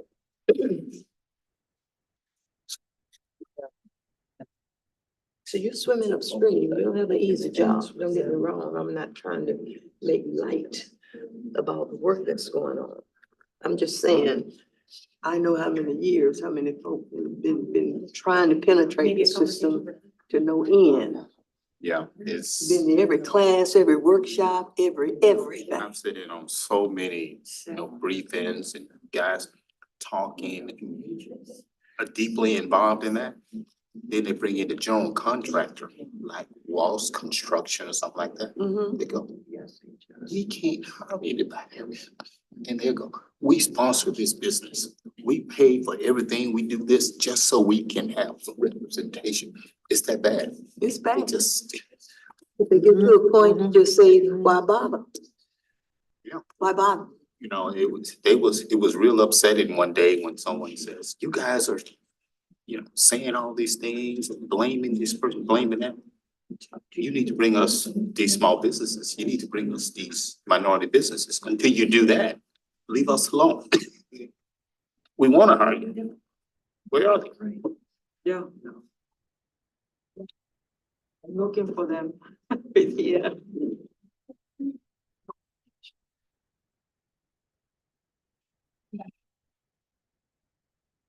It was.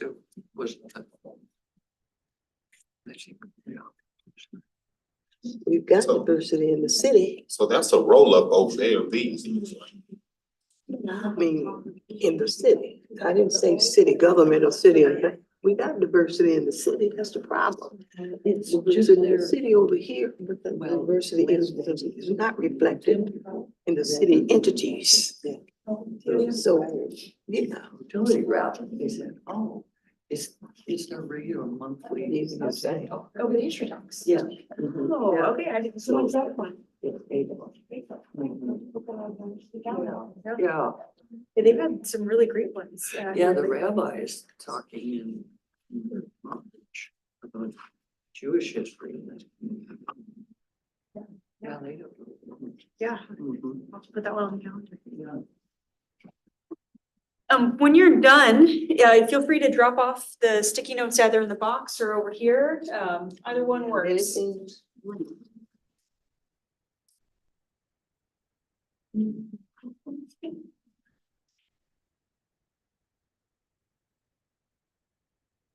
If you need more time, that's fine too.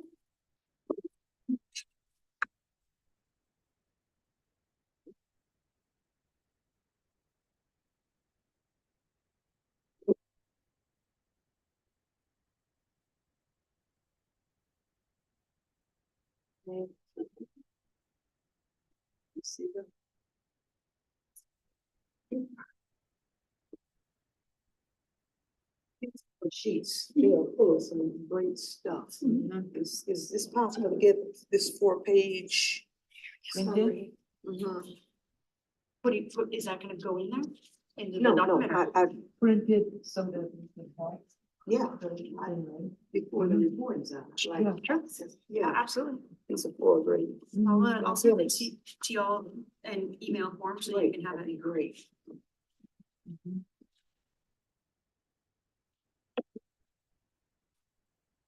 I didn't know there was 5.6% of us around here in Lacey.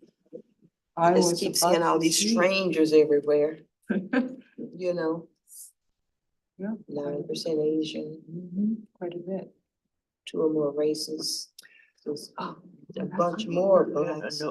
If there's 2 or more races, it's not a deal. List of the See, required. this is just city, this is just Lacey here. Mhm. Employees, you know, Interesting. wanting them to get Housing. diversity training. This is What good data. they have a singularly on the curriculum. It's nice to- And I think that'll be part of the accountability side, right? Uh, Of saying like, hey, what equity training is occurring right now? State, I can tell you. state average 38, so we're below. Yeah. And that's, Implicit and if you bias. look at that, we got to pay. So I think that's certainly something in the plan we identified as getting legal. That would be part of that accountability. of, No, like, my What is? family So when is you talk from about South America, but they don't training speak here in the Spanish. city, So, it's, number one, it's gonna depend somewhat on. but my daughter is bilingual. When We you can can certainly certainly get She's stuff. doing the Spanish program at school. Yeah. And we went to Mexico To in assist December, us. that's why I was And gone. minorities have Vacation a and certain percentage of this is supposed to be done with. Speak, but A a lot lot. of people down there, it's really cool. Yeah, that's the thing, like, right? Wives signed on as the Okay. business owner. Yeah. You'll actually have His to. grandma on her side of the place, like maybe White 100%, women man. just, So he so was it going took a over there. lot away from minorities. It's just because they. One would speak Spanish now.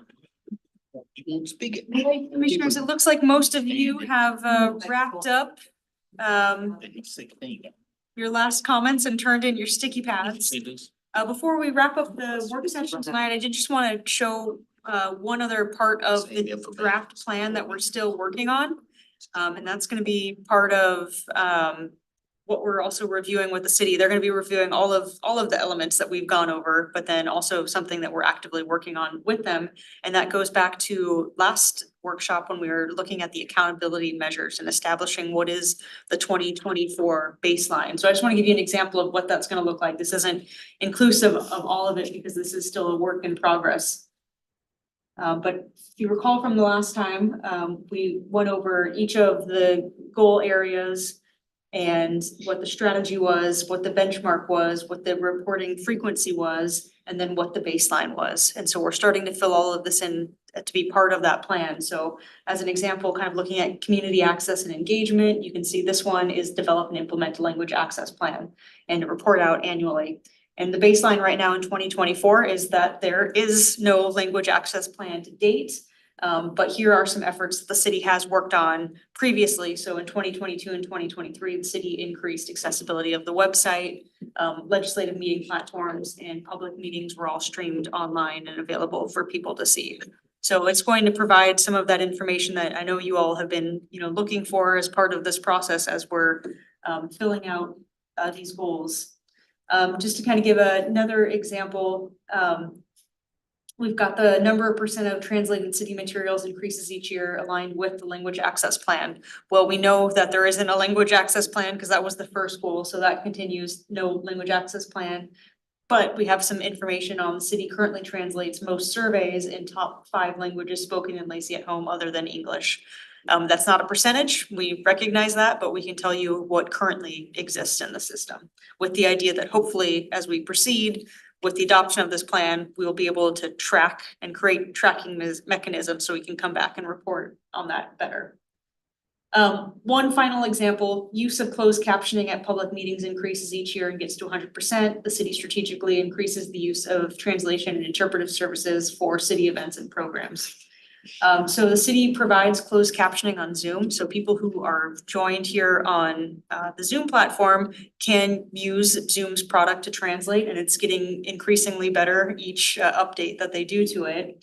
In 2024, the city will also start providing closed captioning and language translation, closed captioning on cable and certain streaming devices here at the city of Lacey. So, we hope after we have these programs adopted and implemented, that at the end of 2024, when we're doing the annual report, we can say, for example, that 390 hours of public meetings were available on closed captioning and closed captioning translations.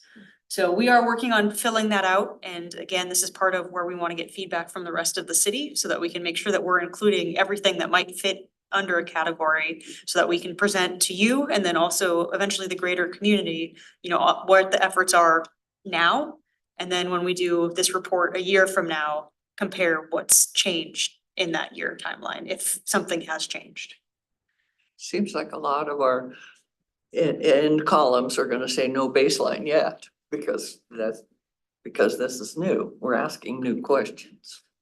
Yeah, and some of them are gonna have good baseline, so, I'll use the example of, and I'll use, Vice Chair Sauer, one of the examples was women, on the, minority-owned business list in Lacey. We were actually able to pull that data starting January 1st, 2024, and so we have a number for that in 2024. And then, when we pull that number, hopefully January 2025, we can be able to compare that. So yeah, some of it is going to be, no, we don't have this, but others, we do have some data on.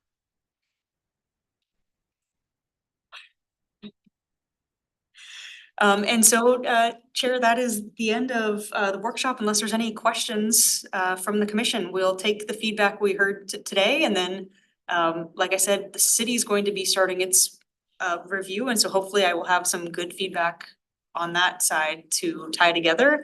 And then at our next meeting, we will have a lot of the elements and the goals and hopefully the accountability side to wrap up and move forward with. Right. Yeah, question. I have a general comment as I look at the flow of the plan and all the component parts and table of contents, index or whatever. My first impression was that the section on the goals, the strategies, the benchmarks, it seems to be buried in the midst of an awful lot of information, as opposed to upfront for someone that picks this up to want to know anything about the Equity Commission and what we've been about, in the form of an executive summary or something up front, so that it's not so buried in 70 or 80 page document. I'm just using that number. I don't know, it might only be 10 or 12, but to make it the highlight and then everything else appendices and support, but not have to flip through that many pages before they get to the goals and the benchmarks and the strategies, because that's the essence of what the work of this commission has been all about. That's my only observation. And once I see it, holding it in hand, I might not have that same observation, but as I flip through my packet, before coming today, and as you walk through it, it's quite a ways down before you get to the goals and the strategies. And that's the bigger message we're trying to send. And whichever part of that can flip to the back and appendices or something, so be it, but to not have it overshadowed, things like definitions. And so it's all excellent, but just need to be a certain flow so that what we're about carries the importance of the report.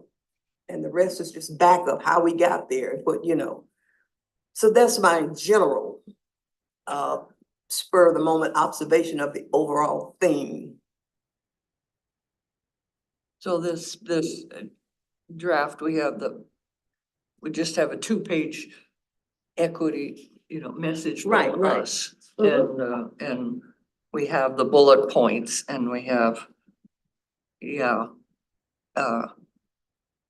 we have that we want to create a system of accountability and review for that and this, but But the pieces, the little pieces of it, the real gold. The essence. Is on those, on that sheet she was just showing us. It's by topics. I was saying that, Yeah. that 4 square colored box with gold in the middle, you know, that's kind of the essence of what everything is about. Let's not bury it. Let's just make it premier and upfront, and everything else is supporting that and the boxes we just went through. So that was just a visual optic kind of response as I flipped through all those pages today looking at it. So I heard it, and I think, you know, we'll take a look at adding something that gets all of the message briefly up front, and then we can build back there too, so that what I'm hearing is it doesn't, the bulk doesn't get lost in the Right. body. The message doesn't get lost. The work of this committee doesn't get lost in the volume of pages that by the time they get to page 30 and still haven't gotten to it, like, what have they been about for 2.5 years? So that was. Maybe a link could send you right to it, you know, as doing an introductory piece or whatever. You know, you say goals or whatever, you click on it and it takes you right to that piece, and then you can go back or. But I'm thinking of something like an executive summary that at some point it's gonna be a printed report, not on a computer with the link and you know, people interested in it aren't all gonna have computers and know how to navigate links, but executive summary, or something along those lines. And the rest is just, you know, further explains what those first few pages up there, once it gets past our message. And maybe I'm the only one that read reports like that. I don't know. 50 pages. If it's a 50-page report after about page 10, I should have the essence of what those other 40 pages are all about. That's what I'm saying. And Commissioner, I think too, you know, there are people who want to pick up the report and know exactly what it is off the first 5. And then there are people who will read bookend to bookend, but you want to make sure that you're communicating the message to everybody. The message is- Right. Yeah, that's all I'm saying. Thank you. Okay, well, down to commissioners' reports. Anybody like to report on something or comment from our commissioners? I do. If no one else does. I would. I do, but I wait if someone else does. No, go ahead, Commissioner. The month of February is Black History Month. And there is a rather ambitious month of activities being planned by the Community Engagement Ministry of the New Life Baptist Church, of which a Black History Museum is a centerpiece. We did it last year and it was so overwhelmingly successful. At the tail end of it, we opened it up to the public on a Saturday afternoon for a couple of hours. And 167 people went through with the comment of, please do this again, please open it longer. So much to read and see. So this year, we are opening it up to the public every Saturday from 1 to 4. On the entire February, February. Pardon me? all entire month of February. Entire month of February. You'll see information coming out, press releases, all kinds of whatever. We are opening it up a couple of days, the 6th and the 8th, for field trips by school kids. Middle school, North versus public school kids, middle school one day, high school another. They'll be engaged in activities, a teach-in kind of thing. The district is providing the transportation by school bus. They're bringing their sack lunches because it's their lunch hour. It's a rather expansive undertaking. So I'm inviting my fellow commissioners, other than the sanctuary of the church, every nook and cranny of the facility, every wall space has some kind of exhibit with some aspect of Black history. And so help spread the word. It's gonna be quite an undertaking. We're using volunteers from all over the community. It's gonna take a lot of tour guides and monitors, and the days the kids come through on field trips, we're expecting 300 to 400 kids. But they'll come with assignments from school. We've got scavenger hunt. They can't just be in there playing. They've got to be reading and looking for stuff too. So it's quite an undertaking, but we're stepping up to really try and provide close a gap that exists in the community. With all the talk on the national level about just erasing everybody's history other than white folks. We've got to enhance the history, not erase the history. And the public interest was just overwhelming, so open it up, it's for free. And just spread the word, help spread the word. So I'll send you individual invitations and whole calendar of events for the month of February. So it's a heavy lift, but Yeah, we've please, taken it on. please, send it so that I can forward. Yes, Right. yes. I have, except for you, Christine. Oh, you got it? Okay, great. We'll do that. Thank you. That's all I got to say. Yeah, I just wanted to share with the commission that the Pearl Foundation of Puget Sound will be receiving the proclamation from the city council on February 6th at the city council. Good. Yeah, and our foundations, we've worked with Juneteenth and sponsored Juneteenth and a lot of other things here in the community that we've been involved in. So we're just elated to have been selected to receive that proclamation on February 6th. So we'll be here to receive that. Right. Right, director's report. So I've got two items for you all, and the first one is about our upcoming meeting with the Lacey City Council on February 13th, which is a work session. This year, the presentations by advisory boards is being done a little bit differently than they have been done previously. So about 2 weeks ago, three of the advisory boards, the Planning Commission, the Historical Board, and the Parks Board, shared a night where they went on with the city council and introduced their work plans. And each one of them got around 30 minutes total to present on their work plan and then answer questions that they can have dialogues and discussion with the city council. The Commissioner on Equity was scheduled to also be there. However, I was unable to be there on that date, so we had to move it to February 13th. But the city manager is asking for the same kind of thing, about 20-minute presentation with 10 minutes for questions and answer, really focusing on the work plan that the commission is going to be doing and then answering any questions that the council has had. So I've included in the packet tonight a draft of the PowerPoint that was put together to highlight the presentation. And I guess I would turn it over to the chair to see, chair, again, given kind of the 20 minutes of time for the presentation and then the 10 minutes, if there's a particular way that you might wanna think about organizing the presentation itself, and I'm happy to go over the presentation too, if that helps. I have to say, I'm sorry, I'm not gonna be here. I had a previous travel plan. So Vice Chair Sauer will be in charge, but it seems like we have done a lot of these sort of presentations before we did our forums. And we took turns reading the page of the PowerPoint. Does that seem?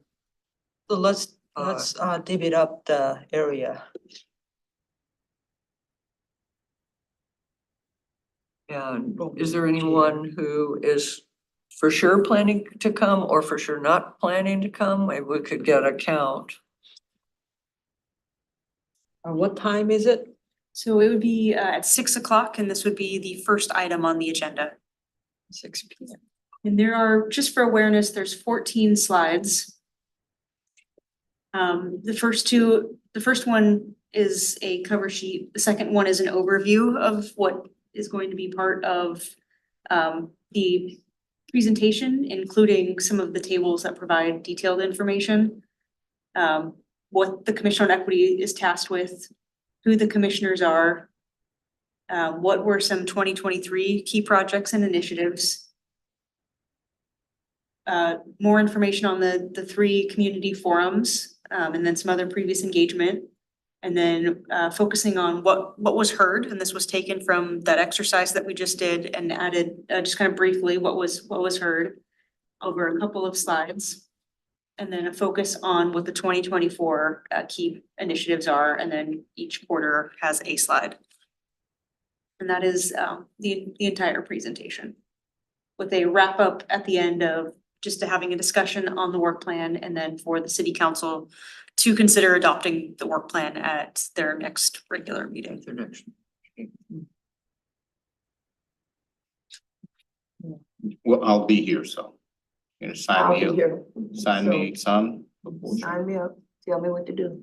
Yeah.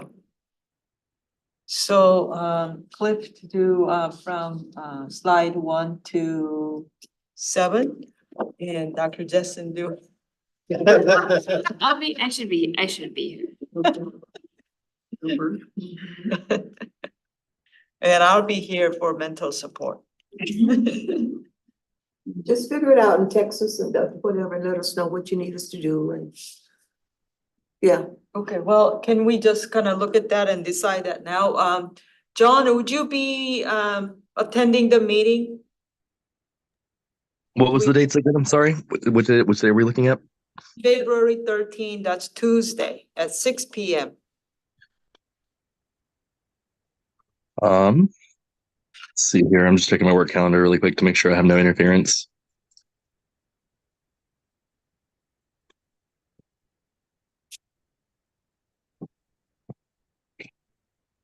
Yep, I'll be there. Okay, great. So then let's divvy it up. That's 5 people.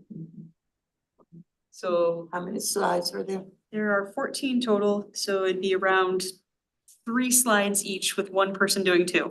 okay, so then maybe I'll do the background, and who wants to do table A? Looks like table A, B, C, and then next steps. John, would you like to do A? You want to do? Sure. Yeah, it doesn't matter, just Okay. give me one. You do B, Okay, and then Kristen, you want to do C? Sure. And then Dr. Jackson, you do the next steps. The B strategic plan, Yeah, okay? then we're covered, right? Because I do background, which is the just opening, I guess. Yeah, so I would say the background are slides 1, 2, 3, and 4, and then it gets into each of the tables after that, so. Okay. Yep. So I'll send that out with everybody with the kind of based on what you just said on what the slide numbers are. Fantastic. All right, thank you, that was very easy. The second item I have is Lacey Cultural Celebration, which we have agreed to apply for, and our application was received, and we will be a part of it.